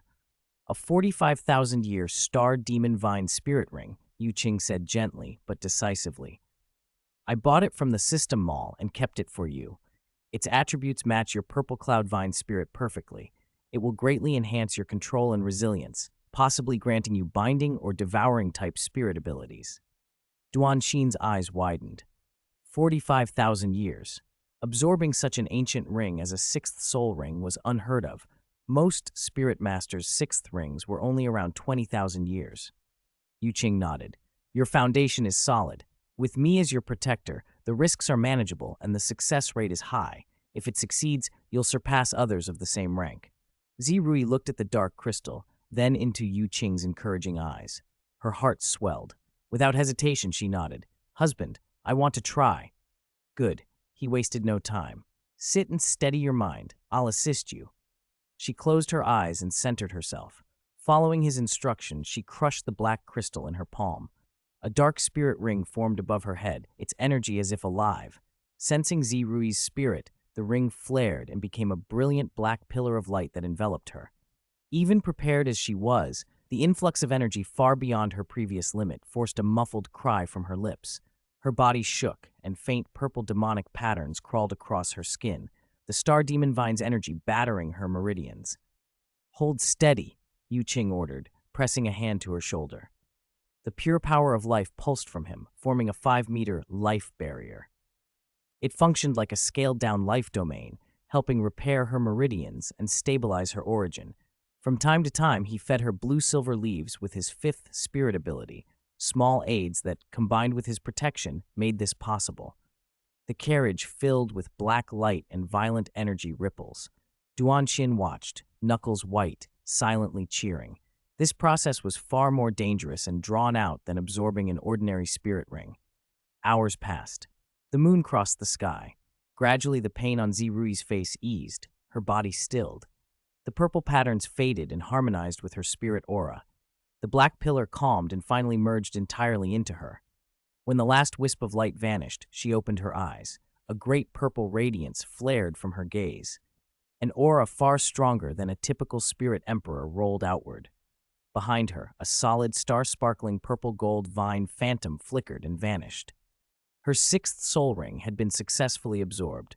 6 spirit rings rotated slowly at her feet. Yellow, yellow, purple, purple, black. The final black ring, a depth of color far beyond a common 10,000-year ring. Her spirit power rose to rank 63. "How do you feel?" Qing asked, concern in his voice. Zirui felt the new power and the latent spirit ability blooming inside her. A brilliant smile broke across her face, and she flung herself into Qing's arms. "Husband, I did it! I feel better than ever. Thank you." Qing laughed, sharing her joy. Duan and Aru crowded around with congratulations. The carriage hummed with warmth and celebration. When the excitement settled, Zirui gazed out as dawn paled the sky. A complex blend of homesickness and apprehension touched her eyes. "Husband, we're almost at Shuiling Province." Qing followed her look and nodded. "Yes, you'll see your family soon." She rested her head on his shoulder. "My family, the Z family, is respected in Icefall City, the capital of Shuiling Province. We made our name in commerce, but have also produced many spirit masters. My father is the current head. He's strict, but he dotes on me. My mother's health has never been good." Expectation and subtle nerves colored her voice. She had chosen Qing and planned to present her family as part of their marriage. She didn't know how they would react. Duan leaned in. "Our Duan family is in Icefall City too. We're old friends of the Z family, and also competitors. My family runs an auction house and has royal ties. My father is shrewd. Husband, be careful not to be deceived." Qing smiled and drew both women closer. "Don't worry. Whatever tests come, I'll handle them. I've chosen to marry you. I'll win your family's recognition." His tone was calm and confident. 2 Spirit Emperor-level fiancés and a titled Douluo-level engagement gave him plenty of leverage for whatever awaited. The carriage faced the rising sun and continued north toward Icefall City. After several days on the road, the carriage finally entered the northernmost province of the Heaven Do Empire, Snow Spirit Province. The air had chilled markedly. Though autumn had not yet come, breath turned to frost at night. The vegetation along the way had shifted to the hardy plants of the north. The closer they came to the capital, Icefall City, the more tangled Duan and Zirui's emotions became. There was the thrill of returning home, but it was laced with a hard-to-hide worry. At last, a magnificent city of ice and snow rose on the horizon. Icefall City's walls looked as if they were built from massive blocks of glittering ice, a pale mist clinging to them and lending the place a mysterious grandeur. Yet as the carriage rolled through the gates, Qing sensed something off. The streets were still busy, but many businesses that should have belonged to the Z and Duan families stood empty. Some had even changed their signs. Passers-by spoke of the 2 families with looks of pity or thinly veiled glee. "It seems things are worse than we thought," Qing said quietly. Duan and Zirui paled. They had been away little more than half a year. Neither had expected their families to decline so far. The carriage first went to the Z family mansion in the west of the city. Compared to its usual bustle, the purple mansion was quiet, and even the gate guards moved with a weary air. When Zirui stepped out, the guards brightened and hurried inside to report, but the moment she led Qing and the others through the doors, the atmosphere pressed down on them. Ziyunfeng, the head of the Z family, soon came to meet them. The middle-aged man bore a passing resemblance to his daughter, but exhaustion and worry had gathered at his face, and gray threaded through his hair. "Rui, you're finally back." He brightened at seeing her, but the emotion was edged with anxiety. "It's good you returned, and these are?" His gaze flicked to Qing and Aru. He caught an unfathomable aura from them, and the pressure Aru gave off made him flinch. "Father, this is Qing. He's my husband." Zirui's cheeks colored, but she spoke firmly. "This is Sister Aro. She's Qing's partner. And this is Sister Duanshin. You know her." "Husband?" Zi Yunfeng's shock was plain as he sized Qing up. His daughter had been gone half a year and returned married. Qing stepped forward and bowed with cupped hands. "Greetings, uncle. I am Qing." "Good, good." Zi Yunfeng returned the gesture awkwardly. His thoughts were a tangle. He couldn't even bring himself to ask the details. He only sighed. "Rui, you didn't come back at a good time. The family right now." Before he could finish, a commotion erupted outside. A breathless steward burst in. "Family head. It's bad. The Mo family is here again, and they've brought more men. They're demanding we hand over management of the East Market streets now, or they'll smash the shops."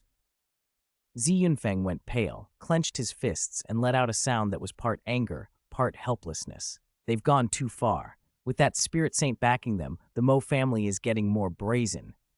Qing's brow twitched. He opened his mouth to speak, but Aro gave his sleeve a gentle tug and stepped forward herself. Her pink eyes flashed, cool and certain. She smiled at Zi Yunfeng with a calm dominance to her voice. "Uncle, don't worry. Since Qing and I are here, we won't stand by and watch Rui's family be bullied." She glanced at Qing and winked. "As we agreed, whoever starts trouble, I'll make pay. Let me handle this." Qing smiled faintly and made a mock pleading gesture. "Very well. Let us see the might of the pink bandit. No, the pink heroine." Aru shot him a sly look, then her figure blurred. Like a streak of pink light, she was gone from the living room. Before Zi Yunfeng could process what had happened, terrified screams and the sounds of heavy blows thundered from outside the gate. Arrogant voices turned to wails. "Ah, who? Your Excellency, spare us. Spare our lives. We were wrong. We don't want the markets. We'll never do it again. Run." The clamor came and went in less than a breath. Then silence fell. Zi Yunfeng and the senior family elders rushed outside. On the street, the dozen-odd men from the Mo family who had swaggered in minutes before lay groaning with bruised faces. Their leader was prostrate, begging with a torn cloak, snot, and tears. Aru stood among them, hands lightly dusting each other, as if she'd only brushed off dirt. Seeing Zi Yunfeng, she smiled sweetly. "Uncle, the trouble's settled. The Mo family won't dare stir up trouble with your house again." Zi Yunfeng stared from the bedraggled men on the ground to the pink-clad woman, beautiful as any immortal, but with a terrifying presence, and his mouth hung open. After a long moment, he managed to ask hoarsely, "May I ask, what is your cultivation level?" Aru cocked her head as if she preferred to be blunt. Then, without drama, 9 spirit rings appeared in the air. Yellow, yellow, purple, purple, black, black, black, black, and finally red. The last, a vivid 100,000-year spirit ring, pulsed with an awe-making pressure. "Titled Douluo," the words dropped from the lips of Zi Yunfeng and the others like stones. Their minds went numb. Their family had unexpectedly received a titled Douluo, and she was their daughter's sister? The shock quickly gave way to unrestrained joy. With a titled Douluo on their side, the Zi family's crises could be handled easily. "Quick, invite your excellency and young master Yu in at once. Serve the best tea." Zi Yunfeng's voice trembled with excitement. At Qing's subtle nod, Aro retracted her spirit rings and they all returned to the parlor. From that point on, the Zi family looked at Qing and Aro with awe and a little eagerness. While Qing sipped tea and considered how best to help restore the Zi family's fortunes, word arrived in a near panic from the Duan family. One of Duanshin's uncles burst in, face drawn. "Sheener, you're back. Thank heavens. Something serious at home. The Imperial Family Special Envoy is making trouble, saying they'll re-examine our auction house qualifications. They want to revoke the license. Your father is beside himself." Duanshin's face tightened. Qing rose to his feet, but Aru put a hand on his arm and held him down. Her eyes glittered. She seemed to have caught a taste for this sort of rescue. "I'll be right back." Before the words left her, she was gone. The next half-day became a nightmare no small faction in Icefall City would forget, and a gleeful festival for the Zi and Duan families. The mysterious, dazzling woman in pink first appeared at the Duan family auction house. With her titled Douluo pressure, she conducted the most gentle of consultations with the Imperial envoy. By the time she left, the envoy was unambiguously convinced. The Duan family's qualifications were in perfect order, and the imperial family would continue its support. Next, she visited several of the families who had been most aggressive in stripping the Z family of business. No one who'd been on the receiving end later described the specifics. They only admitted that the family heads emerged pale, bruised, and thoroughly chastened. They immediately sent people to restore the seized market contracts to the Z family and to deliver generous compensation. In the space of a few hours, the dark cloud over the Z and Duan families was swept away. All the pressure and conspiracies that had loomed so large felt laughably fragile in the face of absolute force. That night, the Z mansion blazed with lanterns and streamers for a grand banquet. Zi Yunfeng and Duan Tianqing, Duan Xin's hurriedly arrived father, treated Yu Qing and Aru as honored guests, respectful to the point of awe. After 3 rounds of drinking, the two family heads exchanged looks, and then Zi Yunfeng stood and bowed deeply to both of them. Young Master Yu, Your Excellency, words cannot express our gratitude. From this day forward, everyone in the Z and Duan families will follow your lead. Whatever you command, we shall not disobey. They knew without doubt their survival rested on these two unfathomable young people, especially Yu Qing, whom Zi Yunfeng sensed the pink-clad woman treated as the family's backbone, even when Yu Qing had done nothing that evening. Yu Qing accepted the gesture with calm. He set down his cup and smiled. No need for such formality. Shiner and Rui are my beloveds. Their families are naturally my families. If trouble comes again, I will not stand by. His words were steady and carried a quiet reassurance. Hearing them, the last heavy stone in Zi Yunfeng and Duan Ting's hearts dropped away. Their faces relaxed into smiles they had not shown for a long time. By morning, the sky over Icefall City seemed clearer. The city itself had changed overnight. 33. Wedding. The bustle of the feast gradually died down. In the Z family study, the scent of tea lingered in the air, but the mood had grown solemn. Yu Qing set down his teacup and looked calmly at Zi Yunfeng and Duan Tianqing. "Two uncles," he said, voice gentle and clear. "Shiner and I are deeply in love and have long vowed our lives to one another. I am here first to put your minds at ease, and second to make a formal request. Please allow your 2 precious daughters to become my wives and grant us a grand wedding." The room fell silent. The smiles on Zi Yunfeng's and Duan Tianqing's faces froze. They exchanged uneasy looks. The family's crisis had only just been resolved, and they still had much to rebuild. A lavish wedding now felt precipitate. Zi Yunfeng hesitated. "Young Master Yu, we will never forget what you and His Excellency have done for our families. We have also seen the bond between you, my daughter Ruyi, and your niece Xin. It's just the family is newly reestablished, and there are many complicated matters. A big ceremony at this moment might be a bit hasty. Perhaps it would be more prudent to postpone." Duan Tianqing nodded. "Yes, young Master Yu, it's not that we are unwilling, but..." They weren't refusing, only being prudent as patriarchs. They wanted to consolidate the family first, before handing their daughters over in a grand fashion. Zi Rui and Duan Xin, standing beside Yu Qing, grew anxious, ready to speak up, but Yu Qing gave them a steadying look. He had expected this. Without concrete proof, asking 2 senior families to accept an unusual double marriage on little more than goodwill would be difficult. It was time to demonstrate his sincerity. Yu Qing smiled and turned to Zi Rui. "Rui, since the uncles want to see whether our preparations are sufficient, why don't you put them at ease?" Zi Rui understood immediately.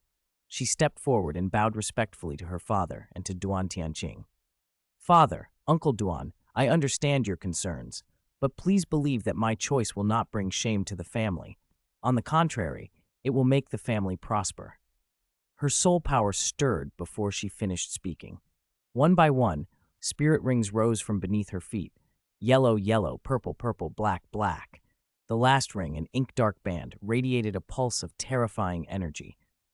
Zi Yunfeng leapt to his feet, eyes wide. The teacup in his hand slipped and shattered on the floor. "A soul emperor?" he shouted. 6 months ago, when she left home, his daughter had only just entered the Soul King realm. How could she be a soul emperor now? Duan Tianqing stood frozen, mouth agape, but the display wasn't over. Zi Rui smiled faintly and summoned her martial soul. It was no longer the flexible purple vine they remembered. It had become a divine plant of noble purple gold, its leaves like flowing starlight. A martial pressure swept the room, far greater than any plant-type soul weapon they had ever witnessed. The martial soul? It evolved? Zi Yunfeng's voice trembled. As a patriarch, he knew exactly what this meant. A soul emperor with such an evolved, high-quality martial soul. His daughter's future was boundless. Duanxin stepped forward, grinning, and released her spirit rings and martial soul as well. The phantom of a crimson flame-red dragon, the evolved form of her crimson flame dragon lizard, roared, heat and power coiling through the study. The two patriarchs turned to stone. 58! 58 ranks? A dragon-type martial soul! Duan Tianqing felt faint. The world seemed to have turned upside down. Yu Qing then spoke, calm but like thunder. Uncles, as you can see, Shiner and Rui have progressed smoothly following my cultivation. Their potential is far beyond this. I believe now is the best moment to formalize the union with a wedding that showcases the strength and future of both our families to all of Icefall City, even the Heaven Dew Empire. Do you still feel it's hasty? Not hasty. Not hasty at all. Zi Yunfeng almost roared, flushed with excitement. Do it! It must be magnificent. Let all of Icefall City know. Duan Tianqing nodded like a chicken pecking. Exactly. Heaven bless our Duan family. To have such a son-in-law is fortune for both our families. The wedding must be held immediately. What concern for family rebuilding? In the face of such potential, the two daughters' terrifying advancements in this unfathomable, excellent son-in-law, practicalities vanished. The only thing that mattered now was making the relationship official and securing the match. A few days later, wedding invitations jointly issued by the Zi and Duan families fluttered like snow across every prominent household in Icefall City. The message was blunt and unmistakable. Miss Zi Rui and Miss Duan Xin would be married simultaneously to young Master Yu Qing in 3 days, with the grand ceremony at the Zi family mansion. Your presence is requested. The news hit Icefall City like a boulder in a still pond, sending ripples through the upper echelons. What? Zi Rui and Duan Xin are marrying the same man? Who is this Yu Qing? I've never heard of him. Is he the mysterious figure who helped the families recently? Why would he be able to simultaneously marry our city's two brightest pearls? Those young nobles who had once pursued or secretly admired the two women felt as if struck by lightning. Jealousy, resentment, fury, each emotion roiled within them. They dared not confront the brides directly, but they resolved to make this newcomer suffer public humiliation at the wedding. On the wedding day, red silks hung high over the Zi mansion, and guests flowed through the gates. Beneath the celebration, tensions simmered. Many of the young nobles, particularly those who had set their hearts on Rui and Xin, mingled with hostile expressions. They exchanged glances and came to a silent agreement. They would not let Yu Qing have an easy time. The first attempt came from the Li family's young master, a notorious prankster, who carried an overflowing goblet of red wine with a sugary smile. He stumbled toward Yu Qing and pretended to bump his wrist, sending the wine arcing toward Yu Qing's crimson wedding robe. If it had landed, the stain would have been a disaster. Yu Qing seemed to have eyes in the back of his head. Just as the wine splashed, he stepped aside naturally, switching places with Duan Xin as though simply making room for his wife. The wine instead drenched young Master Li's expensive moon-white formal attire. "Oh dear!" the young master cried, staring at the spreading stain across his chest. He stood frozen, face twitching between rage and embarrassment, while the guests tried to stifle laughter. The would-be prankster had become the joke. Yu Qing looked at him with genuine concern. "Young Master Li, are you all right? That was careless. Such expensive wine is a shame." Li trembled with fury but had no retort. Humiliated, he slunk away to the side hall with his face half covered. Emboldened, young Master Zhao, tall, broad, a man of soul power, stepped forward next. "Young Master Yu, I've long respected you. Come, let us shake hands and be friends." He activated his family's thick earth meditation method and condensed soul power into his palm, planning to inflict pain and disgrace upon Yu Qing during the handshake. Yu Qing smiled and extended his hand. The instant their palms met, Zhao's confident grin froze. His condensed soul power vanished like a mudox into the sea. Instead, a counterforce slammed back, numbing his wrist and making his knuckles creak. He felt as if he had grabbed a red-hot iron.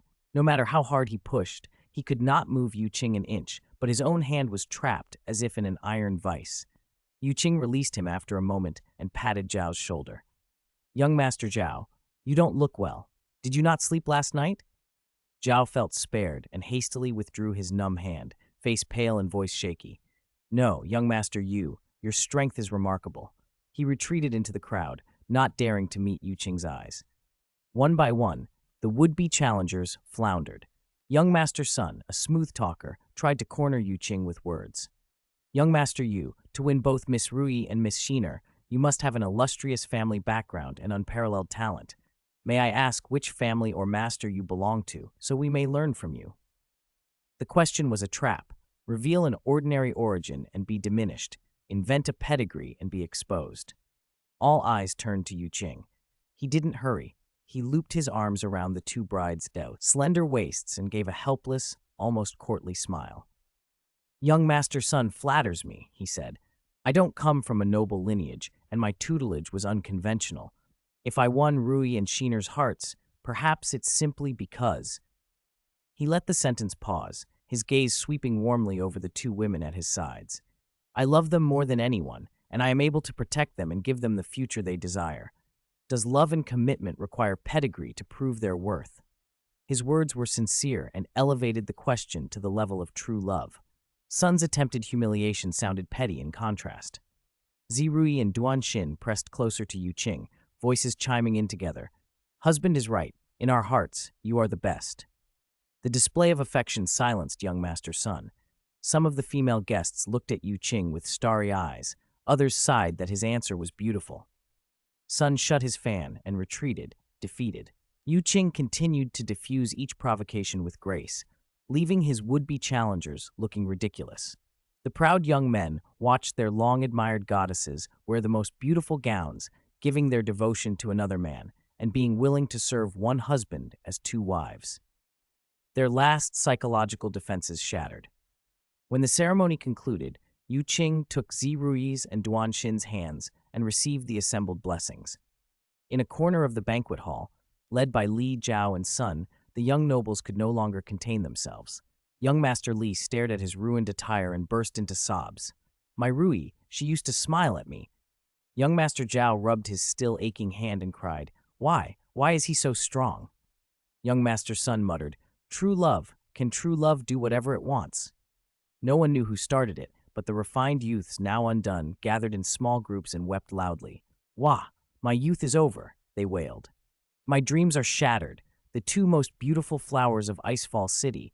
How could they?" Their genuine grief and theatrical lament made a bizarre contrast with the wedding's joyous hubbub. Some elders shook their heads at their children's foolishness. Others leaned in, amused. Yu Qing watched the huddled Losers Club from afar and smiled, then teased his bride softly. "Seems your charm is considerable." Zirui laughed, hiding a blush. "They had been pestering us like flies." Duanxin batted his arm playfully. "Husband is amazing. You handled them all." "All right," Yu Qing said, drawing the two women closer. "Let them cry it out. This is a beautiful night. Let us not waste it. Wives, we still have an important ceremony to attend to." Their faces flushed, and they clung to him as they began the slow walk toward the bridal chamber amid a rain of blessings and jealous glances. In the corner, the young nobles' cries grew more desperate. For many of Icefall City's youth, that night promised to be a sleepless one. Chapter 34. Good news keeps coming. The red candles burned down to stubs as dawn crept over the horizon. Yu Qing opened his eyes slowly, feeling the soul power inside him purer and more majestic than before. He looked at the peaceful faces of his two wives sleeping by his side, and a satisfied smile spread across his lips. A night of unrestrained yin-yang harmonization had cost him a few years of his life, but it had been exhilarating and devastatingly effective. A crisp, melodious system notification chimed in his head. Ding! Special life fluctuation detected. Congratulations, host. Your Dao companions Zirui and Duanxin are pregnant. Pregnancies galore. Rewards distributed. Air Treasure Chest X1, Soul Power Crystal 5, Star Tempering Milk X3, Eternal Foundation Establishment Spirit Liquid X1, Primal Soul Source Fruit X2. The smile on Yu Qing's face froze. He sat bolt upright, as if struck by paralysis. Pregnant? Ruyi and Sheener. Expecting? A tidal wave of disbelief and overwhelming joy crashed through him, sweeping away all rational thought. 2 lifetimes, and at last, he was going to be a father. The euphoria was so intense that the air chest and the string of miraculous rewards barely registered. He moved carefully, scarcely daring to breathe, and stared at his 2 still sleeping lovers. He let his gaze linger over their flat bellies, his eyes softening until they shone with tenderness and excitement. I'm going to be a dad, he whispered, his voice rough with emotion. A new responsibility and a happiness he'd never felt before flooded his heart. When he finally calmed enough to examine the system rewards, one look had him gasping. Air treasure chest, a special reward. Opening it guarantees a rare item or inheritance related to offspring. Quality random. Soul Power Crystal Red, X5. Contains incomparably pure world energy and fragments of the rules. For Soul Masters below Super Douluo, consuming 1 directly raises soul power by 1 to 3 levels, no side effects. Star Tempering Milk X3, forged from star essence and earth marrow, a sacred elixir that strengthens the body, bones, and blood capacity. Long-term use may even awaken a star physique, perfect for bolstering expectant mothers before delivery. Eternal Foundation Establishment Spirit Liquid X1, a heaven-defying concoction that establishes a supreme foundation for the fetus. Used during pregnancy, it greatly enhances innate talent, soul strength, and future martial soul potential. System tip: don't hesitate, use it on your wives now. Primal Soul Source Fruit X2, a legendary fruit containing a wisp of primal soul force. It nourishes origin, strengthens the soul, and offers a slight chance of a beneficial martial soul mutation. Consuming it during pregnancy benefits both mother and child. Yu Qing's eyes went wide at the absurd generosity. The system had practically handed him a prenatal treasure trove. Every item, whether for his wives or their future children, felt like a heaven-sent gift. The Foundation Spirit Liquid and Primal Soul Source Fruit seemed tailor-made for their babies. Pride swelled in him. His children were starting life at the highest possible level.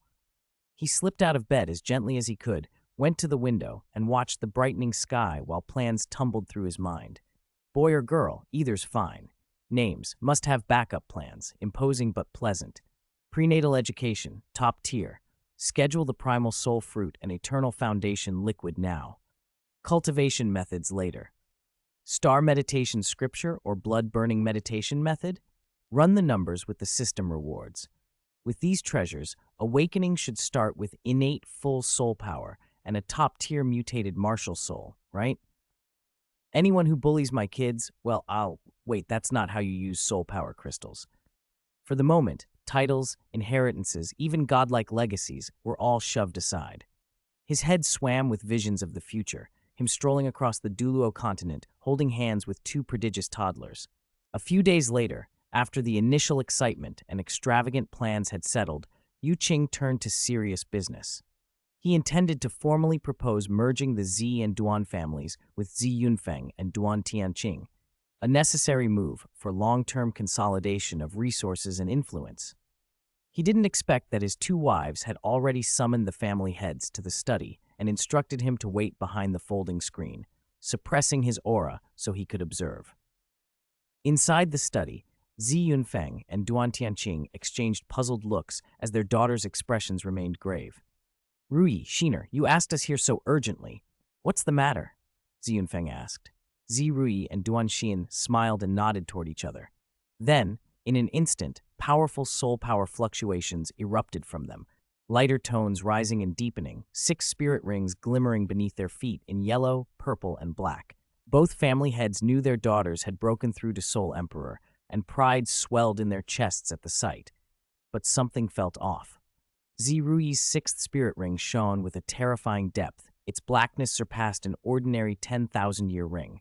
Duan Xin's 5th spirit ring was similar, and her soul power had climbed to the peak of level 59, only 1 breath away from Soul Emperor. This, Ruyi's 6th spirit ring, Zi Yunfeng's eyes widened. Sheener's 5th spirit ring isn't normal either, Duan Tianqing exclaimed. With a thought, Zi Ruyi's purple cloud vine martial soul materialized. The purple gold vine was no longer spectral. It had nearly solid form, starlight running across its leaves and exuding a pressure and vitality far beyond what they understood. Duanshin's crimson flame red dragon phantom followed, its draconic might denser and hotter, scales and claws distinct as if a true dragon had descended into the room. The martial souls evolved again? Both family heads nearly leapt from their chairs. One evolution was miraculous. How could two happen so quickly? Seeing their father's shock, Zirui smiled. Father, Uncle Duan, did you think that was all? She and Duanshin exchanged a deep breath and circulated their cultivation arts together. Their soul power instantly refined, becoming incomparably pure. The quality of their soul power surpassed soul masters of the same rank, filled with a unique, endless vitality. Ziyunfeng, himself a soul king, felt it and was stunned. How is this possible? Duanshin blinked playfully. Father, Uncle Z, do you still need to ask why we are willing to share one husband and why we chose him so firmly? The two family heads were momentarily speechless, shaking their heads in disbelief. Zirui's voice turned solemn, soft but resonant. Because our husband, Yu Qing, is not just strong. He is the Douluo Continent's foremost theorist and practitioner of martial souls. He holds complete theory and methods to evolve martial souls, break innate soul power limits, absorb spirit rings beyond the norm, temper physiques to extremes, even let soul masters fight across ranks, Duanshin added, pride pouring from her words. Our changes are only the tip of the iceberg. He can give soul masters a true future, and the resources he controls exceed your imagination. Those words hit Ziyunfeng and Duan Tianqing like thunder. Martial soul evolution, limit breaking, over-limit spirit ring absorption, ultimate body tempering, each phrase could shake the soul master world, and they had all come from that unassuming young man. The two elders stared, their breaths ragged. It dawned on them that their daughters had not just brought home a talented son-in-law, but someone who could alter their clan's destiny and the landscape of soul masters itself. We hesitated before. Ziyunfeng's voice was dry with regret. Duan Tianqing slammed his hand on the table, face flushed with excitement. There's nothing to discuss. Merge immediately. From today, Icefall City will have one Z-Duan alliance. No, call it the Qinghui Alliance. My Duan family follows young Master Yu Qing without question. The Z family likewise, Ziyunfeng declared with equal resolve. To follow young Master Yu Qing is our greatest fortune. Behind the folding screen, Yu Qing rubbed his nose, bemused at the sudden about-face. His wives were terrifyingly competent, top-tier promoters of his cause. He stepped out with a smile and met his overjoyed fathers-in-law and two wives wearing expressions that clearly said, "Praise us." Warmth and pride swelled in his chest as he walked into a future that had just gotten a lot brighter. 35. Preparations before the relocation of the entire clan. When Yu Qing revealed part of his foundation, the last traces of hesitation in Ziyunfeng and Duan Tianqing vanished. When he casually produced a few vials of diluted soul ascension pills that could raise soul power, for his two fathers-in-law to inspect, they held the translucent crystal bottles with trembling hands. This small pill can actually raise a great spirit master by a whole rank? Ziyunfeng's voice cracked. And there are no side effects. Duan Tianqing stared wide-eyed, afraid of missing any detail. Yu Qing smiled and nodded. This is only the most basic resource. Once we secure a proper base, there will be far more. The two clan heads exchanged looks, shock and elation mirrored in each other's faces. They immediately set the merger of the two families and the formation of the Qinghui Alliance in motion. From this day forward, everyone in the Z family will follow young Master Yu's lead. The Duan family will follow young Master Yu as well. Yu Qing watched their solemn declarations with quiet satisfaction. He did not micromanage. He left daily affairs to the two clan heads, only laying down a few core requirements. Integrate resources, screen for loyal and reliable family disciples, and prepare for subsequent overall upgrades. Remember, loyalty matters more than talent, he emphasized. I don't want gifted people with ulterior motives. With those matters settled, Yu Qing returned to his original plan, heading to the Ice and Fire Yin-Yang Well to condense Yin-Yang complementary dual soul cores. He told the families he intended to move the whole clan. Migrate the entire clan? Ziyunfeng and Duan Tianqing nearly jumped out of their chairs. That's right. Yu Qing tapped the table lightly. Icefall City is remote and resource poor. It won't support long-term development. I plan to relocate the families to a place more suitable for cultivation. He didn't name the ice and fire yin-yang well. Even the clan heads might not have heard of it. In the original records, the Soul Guardian had treated the place mainly as a treasure ground for accelerating herb growth, not grasping its true value. The environment there is unique and greatly benefits a Soul Master's cultivation, Qing explained. It's also closer to the center of the Heaven Dao Empire, which makes future operations much more convenient. Though still a little uncertain, the two clan heads had come to trust Qing's judgment. However, Qing shifted the subject. I need to go greet an old friend there first, so Duanxin, Zirui, and I will set out ahead. Once we've made the arrangements, we'll send word. Then both families will relocate in full and meet us outside the Sunset Forest. Zi Yunfeng responded at once. Everything will be arranged according to young Master Yu's plan. Duan Tianqing nodded repeatedly. We'll prepare for the migration immediately. After staying in Icefall City 3 more days to ensure the initial family integration was stable, Yu Qing's group of 4 set off again. This time their carriage was no ordinary wind chaser model, but an extremely spacious, luxurious super carriage drawn by 4 snow-white steeds. It was crafted from century-old sinking silverwood, carved with exquisite patterns, and hung with wind chimes at the corners that chimed pleasantly as they traveled. Inside, the carriage was even more impressive. A thick velvet carpet cushioned the floor, couches lined both sides, and a tea table in the center held fresh fruit and snacks. A small bookshelf stood in the corner, with travelogues and poetry collections Qing had chosen. Most remarkable was the suspension. Qing had modified it with soul tool technology and layered soft leather under the floor, so the ride felt like walking on flat ground. "Husband, we're pregnant, not porcelain dolls." Duanxin teased as she watched Qing inspecting every corner, fearful of the slightest bump.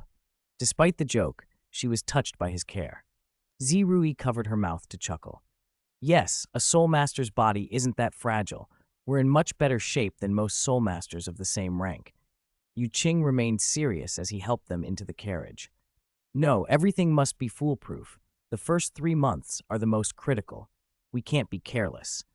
His anxious thoroughness, like an overprotective parent, made the 2 women and Aru laugh. Aru even teased, "Looks like our Qing will be a slave to the children. Once the little ones are born, you'll spoil them endlessly." The journey began in that warm atmosphere. Qing's attentions to his 2 pregnant wives verged on excessive, and the carriage moved deliberately slowly. At noon, when the sun was strongest, he always found shade for a rest. At night, he checked the rooms personally to ensure comfortable beds and proper temperatures. Most exaggeratedly, he prepared special medicinal cuisine each evening. It was a system reward. The taste was odd, but the effects were remarkable. "Come, drink it while it's hot." Qing handed Duanxin a steaming bowl. Duanxin wrinkled her nose. "Again, this tastes really strange." "Drink up, it's for your health," he coaxed. "Look, Rui finished hers already." Zirui nodded, brow furrowed as she drank. "It does work. I can feel the little fellow inside being very active." After Duanxin finished, Aru's curiosity got the better of her. Her pink eyes blinked, and she asked softly, "Qing, Shiner, and Rui, how are you so sure they're really pregnant?" The carriage fell silent for a moment. Qing froze, then said, "Did you forget that I'm a life attribute titled Douluo?" Aru's face lit up. "That's wonderful. That's truly wonderful." She leaned in and immediately began sharing pregnancy precautions and parenting tips as if she had vast experience. "In the early stages, you need more rest, but not total bed rest. Gentle activity is important. Keep your mood calm. No anger. Qing, you are not allowed to upset them. When the children are born, dress them in the softest cotton." She spoke with confident authority. Duanxin and Zirui listened intently, even taking out little notebooks to jot things down. Qing listened too, asking questions now and then. "Aru, what's best to eat during pregnancy for the fetus? How much exercise is appropriate in the early months?" Looking at Aru, who radiated maternal enthusiasm, Qing's thoughts drifted to Xiao Wu. His heart tightened and he asked softly, "Aru, once we've settled in, should we try to bring Xiao Wu back?" Aru's gaze softened instantly, filled with longing. and a touch of guilt. Yes, once the new home is secure, we'll bring her back. I don't know how she's doing now, or if she misses her mama. Under Yu Qing's careful management, the trip was slow but steady and comfortable.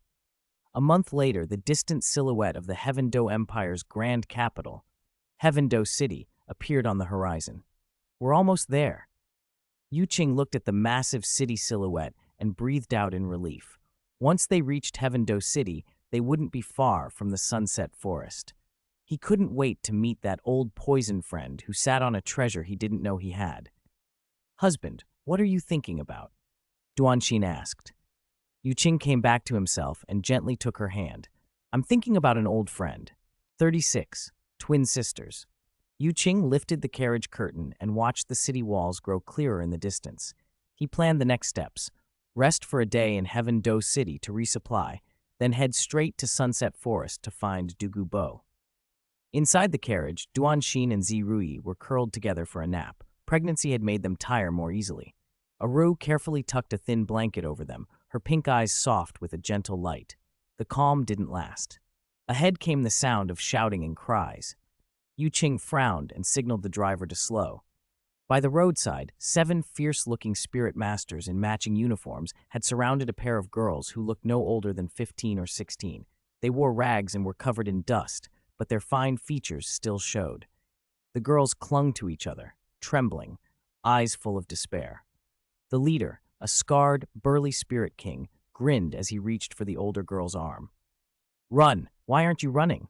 I spent good money on you, and you still want to run. Please, let us go. We'll work like slaves," the younger sister begged, voice breaking. "Work like slaves?" A tall, thin spirit ancestor scoffed, spirit rings already glowing. "I bought you to sell for a profit. Be obedient, and you'll suffer less pain."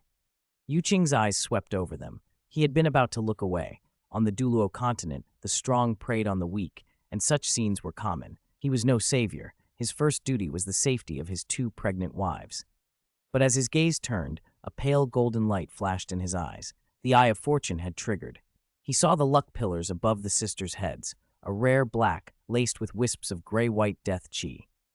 Black luck, meant for greatness, but that gray death chi, a sign of early death? Yu Qing thought, alarmed. The density of it alarmed him more. These girls had extraordinary potential. If they survived, their futures could be limitless. It would be a tragedy for them to die here. He was about to tell Aru to intervene when a voice cut through the air. "Stop!" A feminine shout like thunder, and a pink blur leapt from the carriage, appearing between the slavers and the girls. It was Aru. Her face was cold as frost, and a burning light burned in her pink eyes. Seeing the sister's despair, memories of her own past, when she had nearly become prey, flared into furious protection. "Who is this woman, meddling in the Black Snake slaver team's business?" the scarred spirit king hissed. At first startled, he leered when he saw she was a delicate woman. "She's pretty. Catch her too, and we'll make a profit." The slavers laughed lewdly and advanced, revealing their spirit rings. Aru's eyes went hard. She wasted no words. The oppressive pressure of a titled Douluo dropped like a mountain. A titled Douluo! The leader's grin froze into terror. The others nearly knelt. Aru gave them no chance to beg. A flash of pink light, and she moved through them like teleportation. Her motions were a graceful dance, but each gesture carried lethal force. "Poochie! Kacha! Ah!" Short screams and the sickening sound of bones snapping filled the air.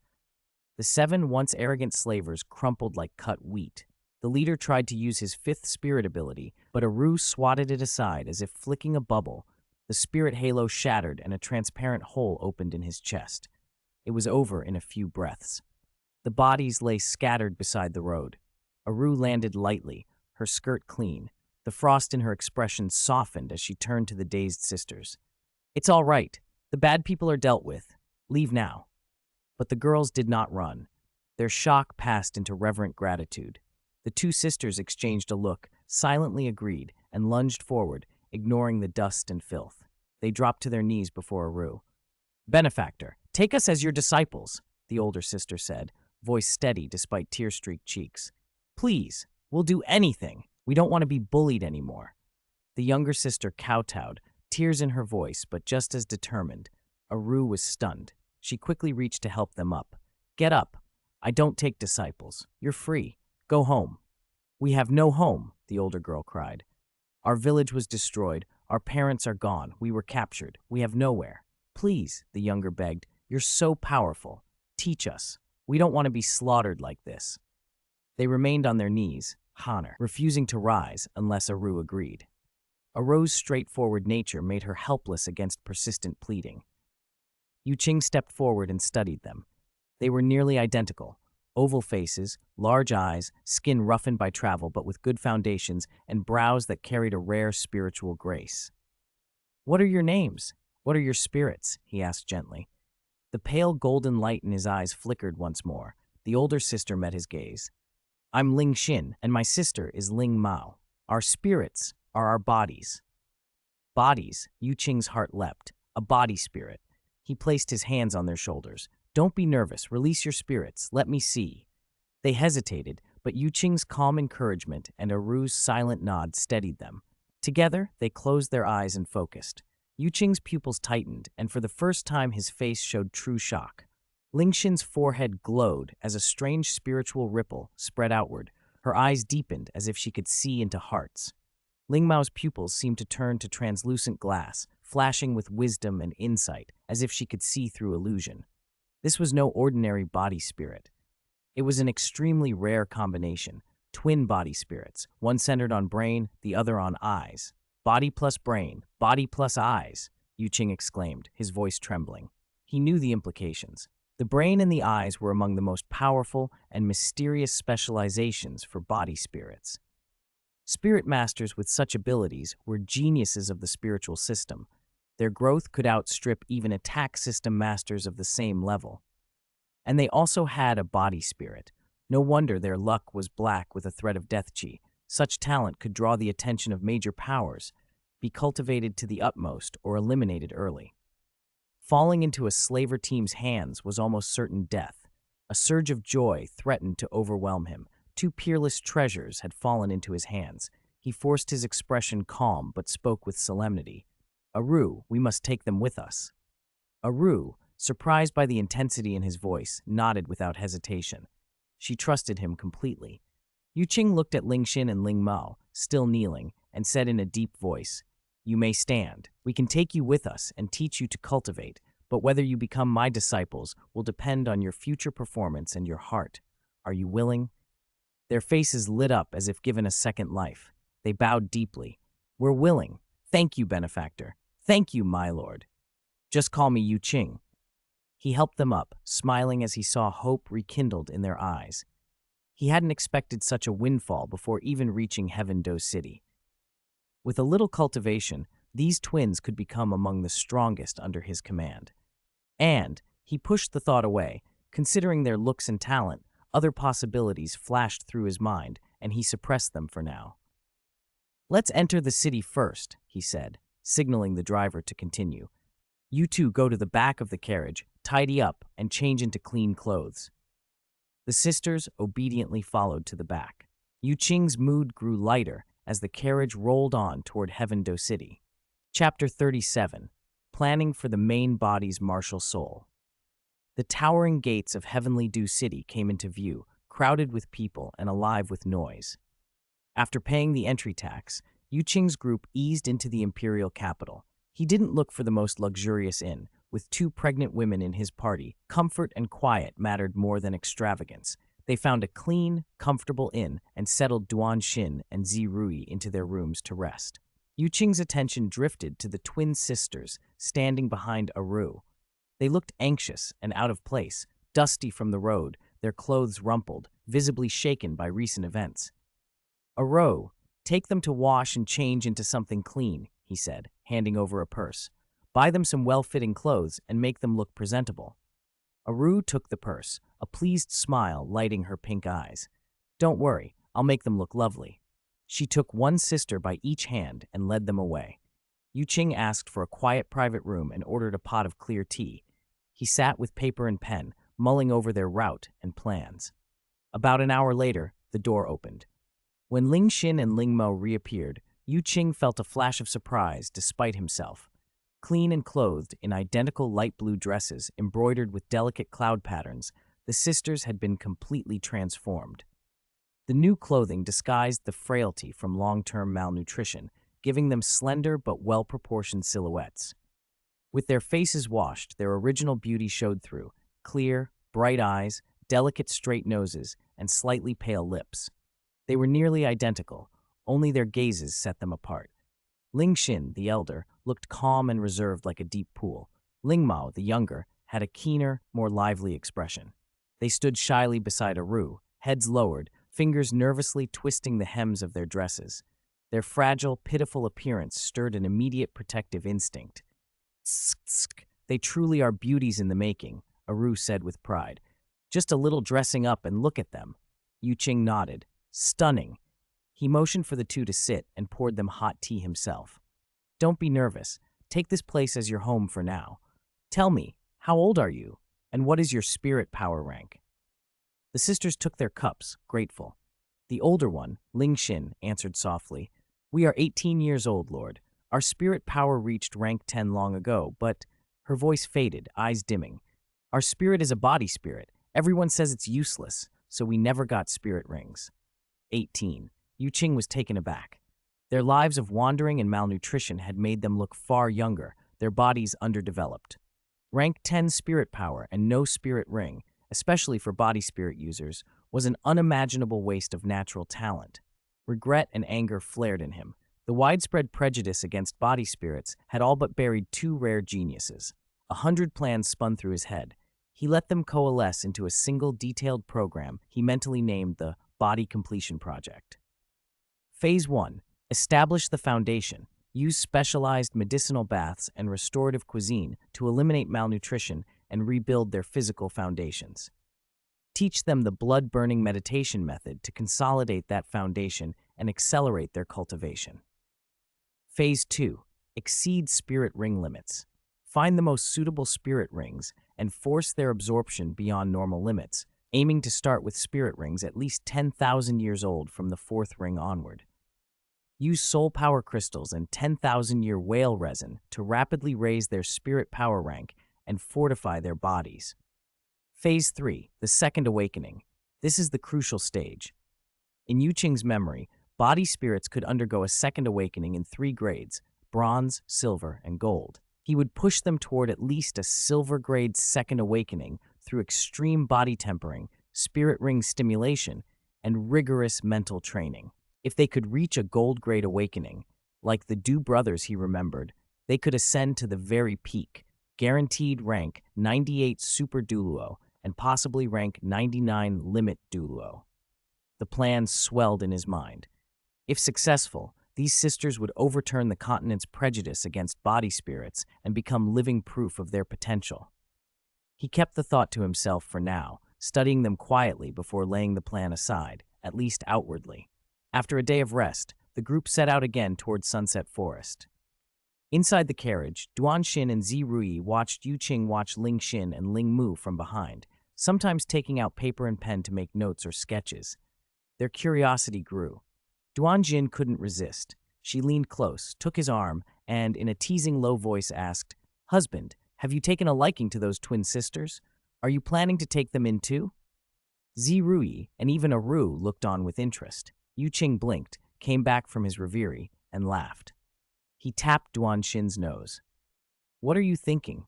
Do you really think your husband is that indiscriminate?"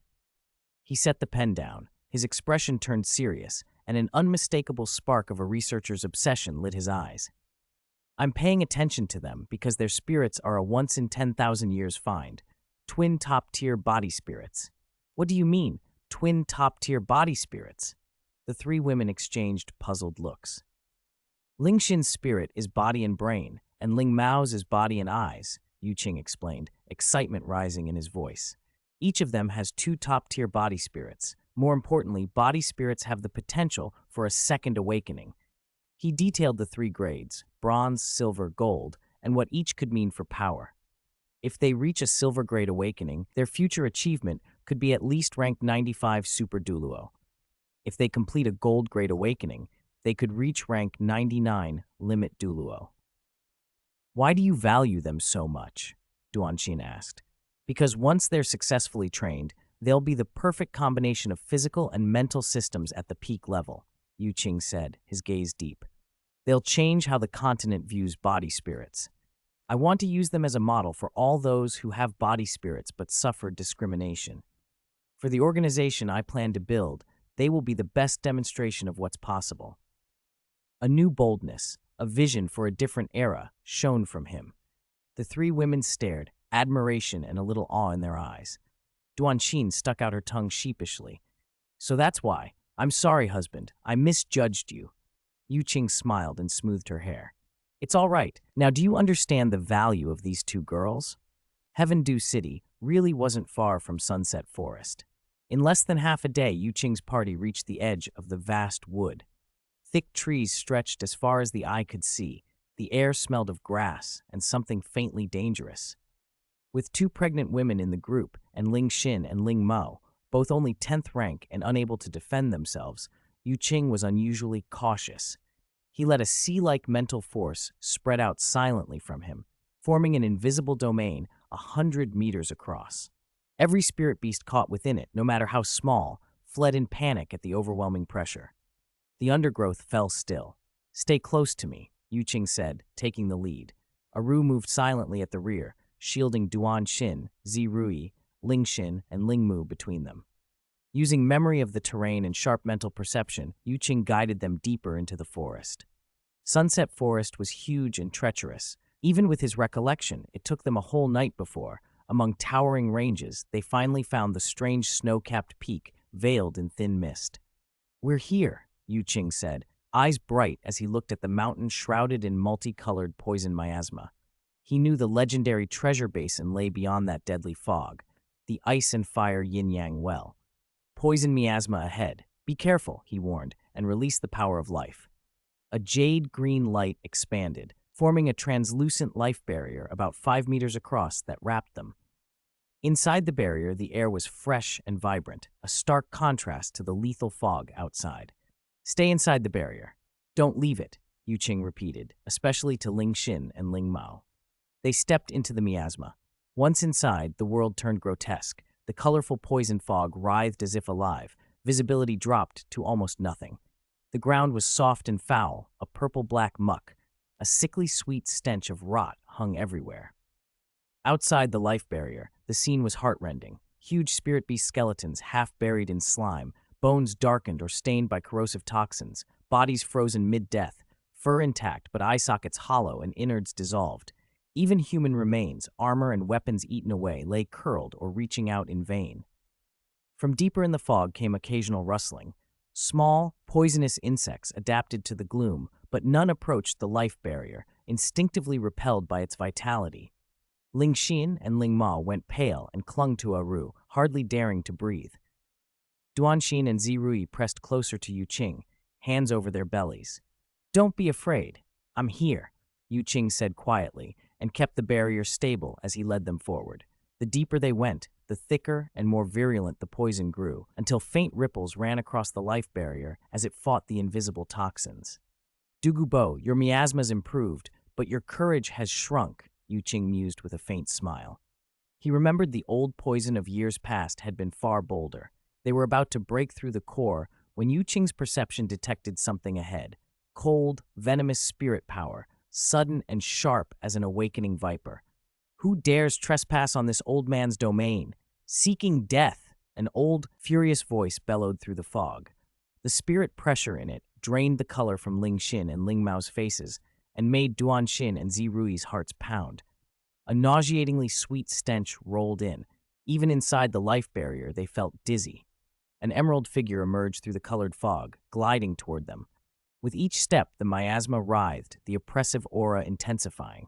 He wore a dark green robe. His hair was the same sickly shade, tall and thin as bamboo. His face was pale, his eyes an icy, sinister green.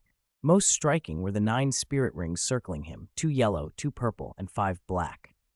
It was unmistakable. Poison Douluo Dugubo. Dugubo was furious. Intruders had walked straight through his prized miasma without harm, both enraging and baffling. He had also sensed an aura no weaker than his own, even something unfathomably deep. Show yourself. He snorted and swept a hand.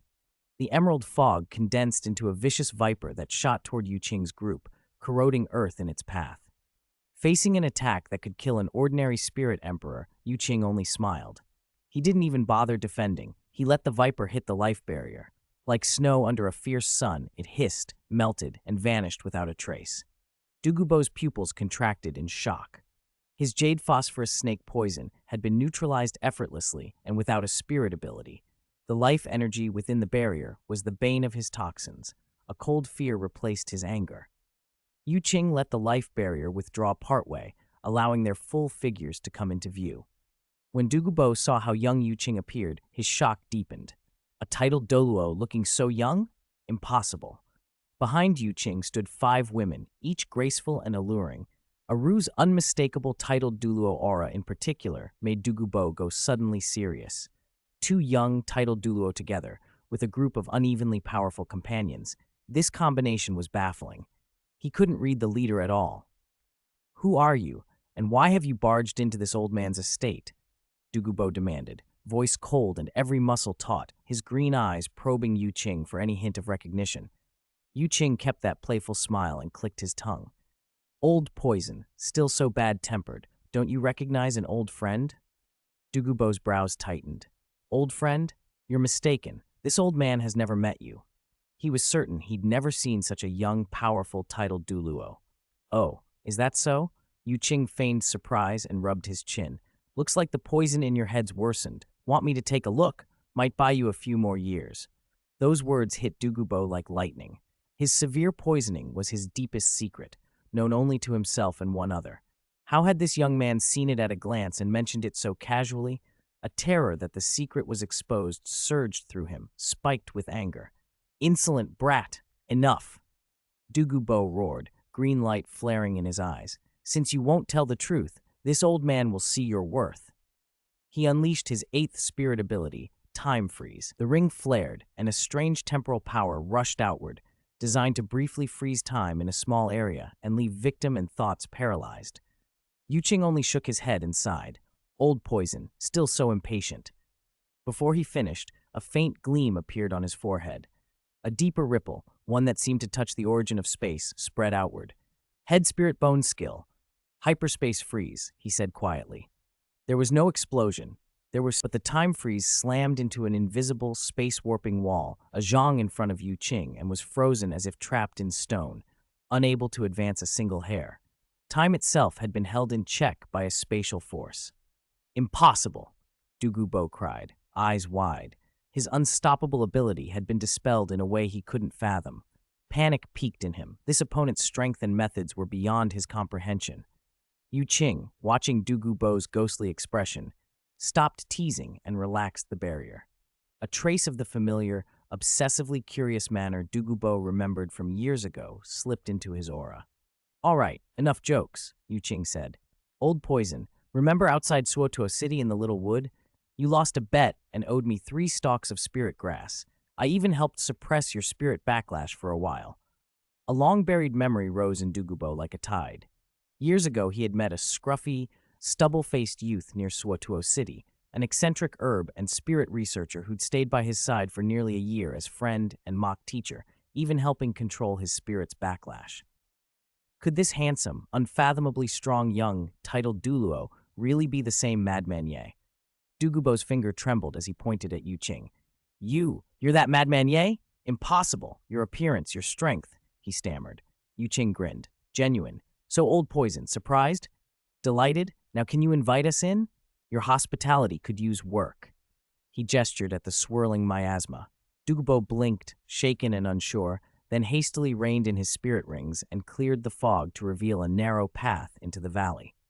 "Ahem, since you're an old acquaintance, please come in," he said, voice a little hoarse. He still couldn't understand how someone could leap from spirit saint to titled Douluo in only a few years, and become so handsome besides. It contradicted everything he thought he knew. Yu Qing smiled and led the group after Douluo into the valley. He was eager not only to see the ice and fire yin-yang well, but to form his yin-yang complementary dual soul cores there and lay a solid foundation for his future plans. Dugubo kept glancing back at the young titled Douluo, his expression tangled with confusion and unease, as if the world itself had shifted under his feet. 39. Ice and Fire Yin-Yang Eye. Dugubo led Yu Qing and the others down a hidden path veiled by poisonous vines and strange fungi, slipping carefully through the final curtain of 7-colored toxic mist that stubbornly refused to clear. When the view suddenly opened, everyone but Yu Qing instinctively held their breath, stunned into silence by what lay before them. A valley cradled by ring-shaped cliffs spread out ahead. The spiritual qi there was so dense the white mist almost felt solid, drifting lazily along the ground. At the valley's center were 2 springs that seemed nothing short of miraculous, the perfect embodiment of ice and fire yin-yang. One pool churned like molten rock, bubbling crimson and giving off a scorching breath that prickled the skin, as if the earth's blood itself were boiling. The other was bone-penetrating cold, a deep, tranquil blue whose surface bore a permanent layer of frost, turning even the air's moisture into glittering ice crystals. Extreme heat and extreme cold, forces that should have annihilated one another, balanced here in a baffling, delicate harmony, creating a unique force field that blanketed the whole valley. Blessed by that environment, every exotic bloom and rare herb flourished with abundance. These were no ordinary plants, but saint-grade treasures glowing with rich life energy and uncanny halos. The scarlet coxcomb phoenix sunflower, the crystalline octagonal mysterious icegrass exuding a faint chill, the earth dragon golden gourd with vines coiling like dragons and bearing golden fruit. Aromas of jade, gaze through autumn dew, luo tulip, countless treasures thrived here, each radiant and emitting a sublime aura. Ice and fire yin-yang well. Yu Qing inhaled deeply, his eyes bright with excitement and awe. Even forewarned, seeing it in person stirred him. This place was a miracle where the world's creative forces converged. Duanxin and Zirui widened their eyes, mouths slightly parted, finally understanding why their husband had never stopped thinking of this place. The sight of fire and ice entwined, the glowing, dreamlike flora, everything surpassed their imagination. So beautiful, so extraordinary. Duanxin whispered, afraid to disturb the fairyland. Zirui, sensing the almost liquefied energy, subconsciously cycled her spirit power and exclaimed, cultivating here would be more than 3 times faster than anywhere else. Even Aru, a 100,000-year spirit beast from the Stardo Great Forest's center, could not hide her surprise. Accustomed to the life-giving concentration of energy at the Lake of Life, she found this place different in nature. Yin-yang, ice-fire, but equal in magnitude. A human world with a treasure like this? It seemed impossible. Ling Xin and Ling Mo were utterly speechless. From dreading the poison miasma to stepping into this impossible fairy valley, their emotions flipped. Everything felt dreamlike. The sisters, long downtrodden, seemed suddenly thrust into a fairy tale, hands clasped tight with a nervous, irrepressible excitement. Dugubo watched their genuine shock, the corner of his grizzled mustache twitching with pride as if showing off his most treasured backyard. "Well, is this old man's retreat acceptable?" he asked. Yu Qing shook his head in admiration. "Acceptable? Old poison, you must have stepped in cosmic dog poop to stumble on a place like this." Dugubo snorted. The barb stung, but it was true, and he felt a flicker of smugness. He led them carefully around the perilous springs to a gentler slope. A simple courtyard appeared, jarringly plain amid the celestial surroundings. A crude bamboo fence enclosed 2 or 3 unadorned wooden huts that looked like a hunter's mountain shelter. But when Yu Qing's gaze swept the yard, his expression froze and the corner of his mouth twitched. Not a single ordinary flower or fresh herb, only grotesquely colored, sinister plants that screamed poison at a glance. Leaves pitch black with pulsing blood-red veins, purple trumpet blooms exuding a sickly sweetness, fruits rainbow bright like candy. This wasn't a garden, it was a miniature toxic ecosystem, a poison expo. Pointing at the yard, Yu Qing stared at Dugubo's proud face. Old poison, what in the world are you doing cultivating this toxic jungle at home? Isn't the backlash from your Jade Phosphor Serpent Emperor Martial Soul bad enough? Are you trying to hurry your funeral with extra recipes? He remembered clearly. Years ago, he'd only reinforced the leak in Dugubo's condition, temporarily suppressing the worsening poison backlash, not curing it. Instead of avoiding toxins, Dugubo had doubled down, raising ever more exotic poisons. It wasn't just reckless, it was using his own life as an alchemy experiment. Douluo, oblivious to how perilous this all was, beamed like a man showing off heirlooms. "Humph, what would a brat like you know? These are rare strains I've painstakingly cultivated, extinct elsewhere, one of a kind here. Take this blood-kissed black orchid. One drop of its sap can seal a throat with blood, yet guided by spirit power and used sparingly, it becomes a saint-grade cure for internal injury. And that patch of 7-emotion soul-eating mushrooms can stir a person's deepest fears and desires, spawning nightmarish illusions. But for those with firm minds, they temper the mental force superbly." He rattled off names and uses like a proud collector. Qing pressed his temples in dismay and let out a long sigh. Now he finally understood why, in the original story, Douluo's poisons had kept worsening until even he could barely suppress them. The old man was a thorough poison maniac, sprinting headlong down the path of self-destruction, impossible to rein in. When Douluo had finished flaunting his precious poison garden, he invited the group into the cabin. Inside, the furnishings were plain: table, chairs, a simple wooden bed, but spotlessly clean, a striking contrast to the mad garden outside. They took their seats. Qing, Douluo, and Aru sat while Duanxin and the girls stood curiously behind Qing. Watching Douluo still bask in satisfaction, apparently savoring his collection, Qing decided to cut the chit-chat and go straight to the point. "Old Douluo," he said, his voice turning serious, "do you remember the bet we made when I left?" Douluo's smugness dimmed. Recollection flickered in his green slit pupils as he rubbed his chin. "Of course. You just broken through to Spirit Saint and had the nerve to claim your 7th spirit ring would be a 100,000-year one. That was why he later nicknamed Qing Madman Ye.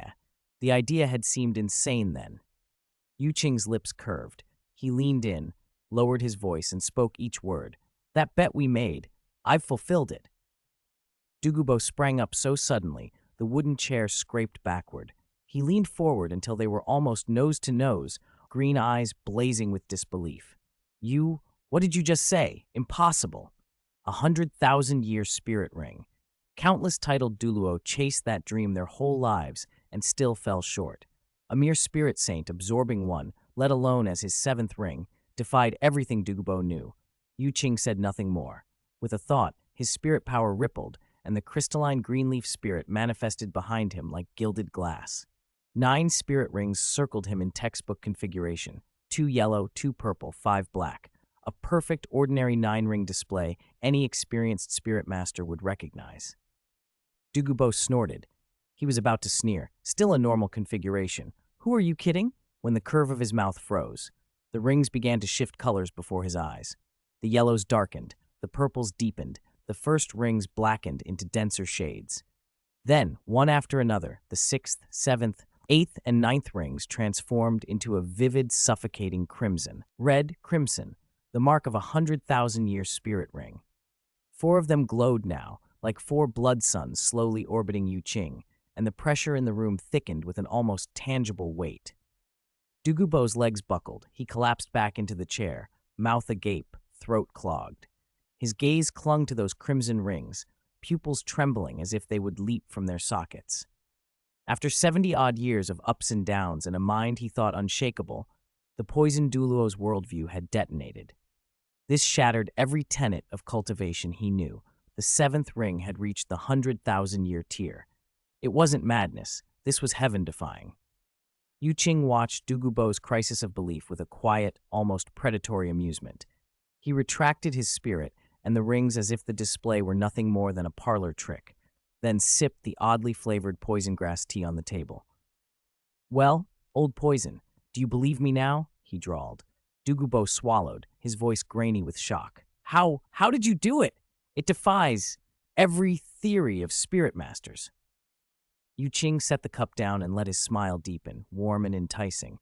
Meeting Douluo's trembling green eyes, he offered the bait any spirit master would kill for. "That's one reason I came. So, old poison, would you like to feel for yourself what it's like to own a 100,000-year spirit ring?" Chapter 40. Douluo's Shock. Douluo's emerald serpent pupils locked onto the 4 blood-red suns, slowly orbiting Qing, and his breath hitched. To a titled Douluo, 100,000-year spirit ring was a lifelong dream, almost impossible to reach. Across the Douluo Continent, only a handful of 100,000-year spirit beasts were even publicly known. Deep within the Stardo Great Forest, the two overlords, the Titan giant ape and the Sky Azure bull python, were so formidable that even Super Douluo above rank 95 couldn't be sure of victory, let alone kill one and take its ring. Worse still, Dugubo's face twisted in bitterness and his voice went hoarse. Even if you had some heaven-defying way to help me slay 100,000-year spirit beast, he rasped. This old man already has 9 rings, all fully configured. How could I possibly add another 100,000-year ring? It was a dead end. Once absorbed, a spirit ring could never be changed, an iron law of the spirit master world. Qing regarded him and smiled faintly, as if to say, "You haven't seen the world yet." Instead of answering, he glanced at Aro standing beside him. Aro stepped forward, understanding the invitation. Her already striking features took on a new, mysterious edge. Her pink eyes narrowed, and a titled Douluo-level aura, no weaker than Dugubo's, flowed out from her. Behind her, the phantom of the soft-bones demon rabbit appeared. What nearly made Dugubo's eyes pop was that as her spirit consolidated, rings of light rose beneath her feet. Purple, purple, purple, black, black, black, black, red, red. The sequence stunned him. The first several rings were extraordinary by any standard, but those final 2 vivid red halos, brimming with raw life force and terrifying pressure, hit Dugubo like twin warhammers. 200,000-year spirit rings. His voice cracked. He pointed with a trembling finger, eyes bulging as if they might pop from their sockets. One Qing was already preposterous. How could the woman beside him also possess 200,000-year spirit rings? When had 100,000-year rings become common? Qing's smile never faded. Calmly, he dismantled Dugubo's assumptions. Old poison. Look closely. Her 8th ring used to be nothing more than an ordinary 10,000-year ring. What do you mean? Dugubo's mind raced. I mean, Qing said flatly, that 100,000-year ring wasn't gained by killing a beast. It was elevated from the 10,000-year level by special means. Elevate a ring's age? Dugubo inhaled sharply. A cold dread ran up his spine. This was more terrifying than seeing 400,000-year rings. If true, the whole cultivation system would be overturned. Countless spirit masters stuck at bottlenecks would see a new path. What method can raise a spirit ring's age? He demanded, practically lunging at Qing, his green eyes burning with sudden, voracious hope. The poison in his veins, his stagnant cultivation, everything might finally change. Qing hesitated, choosing his words. As far as I know, there are currently 2 paths. He raised 2 fingers. First, accept a divinity's trial. After completing certain god trials, all your rings may receive a massive boost as a reward. Seeing the disappointment flash across Dugubo's face, he added, but god trials are elusive, extremely rare. And the second? Dugubo clutched at the last straw. Qing's expression shifted. He rubbed his nose and coughed. Ahem, the second, well, isn't convenient to disclose right now. He certainly couldn't tell the old poison master that the quick, efficient method involved finding a top-grade cauldron like himself and using continuous dual cultivation. The mental image would be too awkward, and the particular yin-yang power from his system's dual cultivation wasn't something everyone could replicate. Still, he hoped the system mall might one day sell a more general item or method for raising ring ages. Dugubo felt as if a bucket of cold water had been poured over him. Half his excitement evaporated. That's the same as saying nothing, he complained. A god trial was virtually unattainable, and the second method was shrouded in vagueness. Qing remained unruffled. Smiling, he asked, Old poison, do you remember what my main field of research used to be? Dugubo rolled his eyes. Spirit evolution, of course, and that wild theory of yours about breaking the limit when absorbing spirit rings. Back then, he'd lost count of how many times he'd mocked Qing as a theory madman.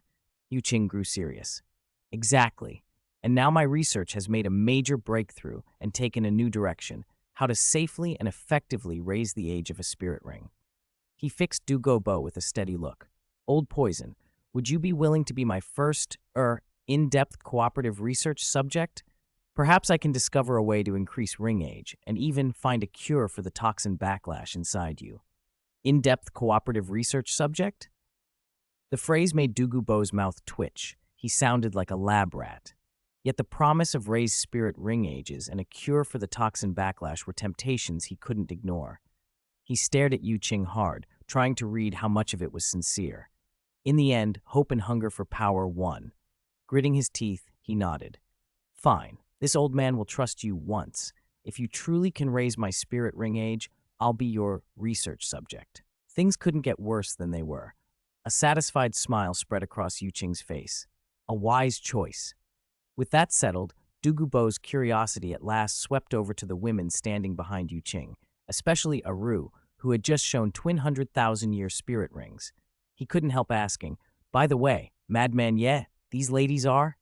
Before Qing could answer, Duan Xin, Ziruyi, and Aru replied in perfect unison, their voices clear and steady. "We're his wives." The perfectly timed response left Douluo momentarily gaped, his face going stiff in an amusingly odd way. He looked from Qing to the three extraordinary women, each breathtaking in her own way, and then back at Qing with a mix of shock, admiration, and a sliver of envy. Madman Ye, his voice broke. When you were with me, you were a research fanatic, the sort who'd try to split one day into two and never go near women. A few years out of sight, and you've changed? Not only did you find 3 gorgeous wives, but he gave Aru another glance. One of them's even a titled Douluo. How did you manage to convince them to live together in harmony? He simply couldn't fathom it.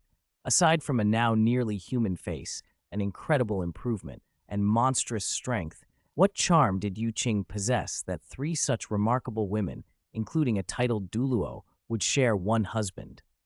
Qing met Douluo's probing stare without a flicker. Well, I'm not that young anymore. It's time to think about carrying on the family line. They're all fine women, and we share deep affection, so we're together.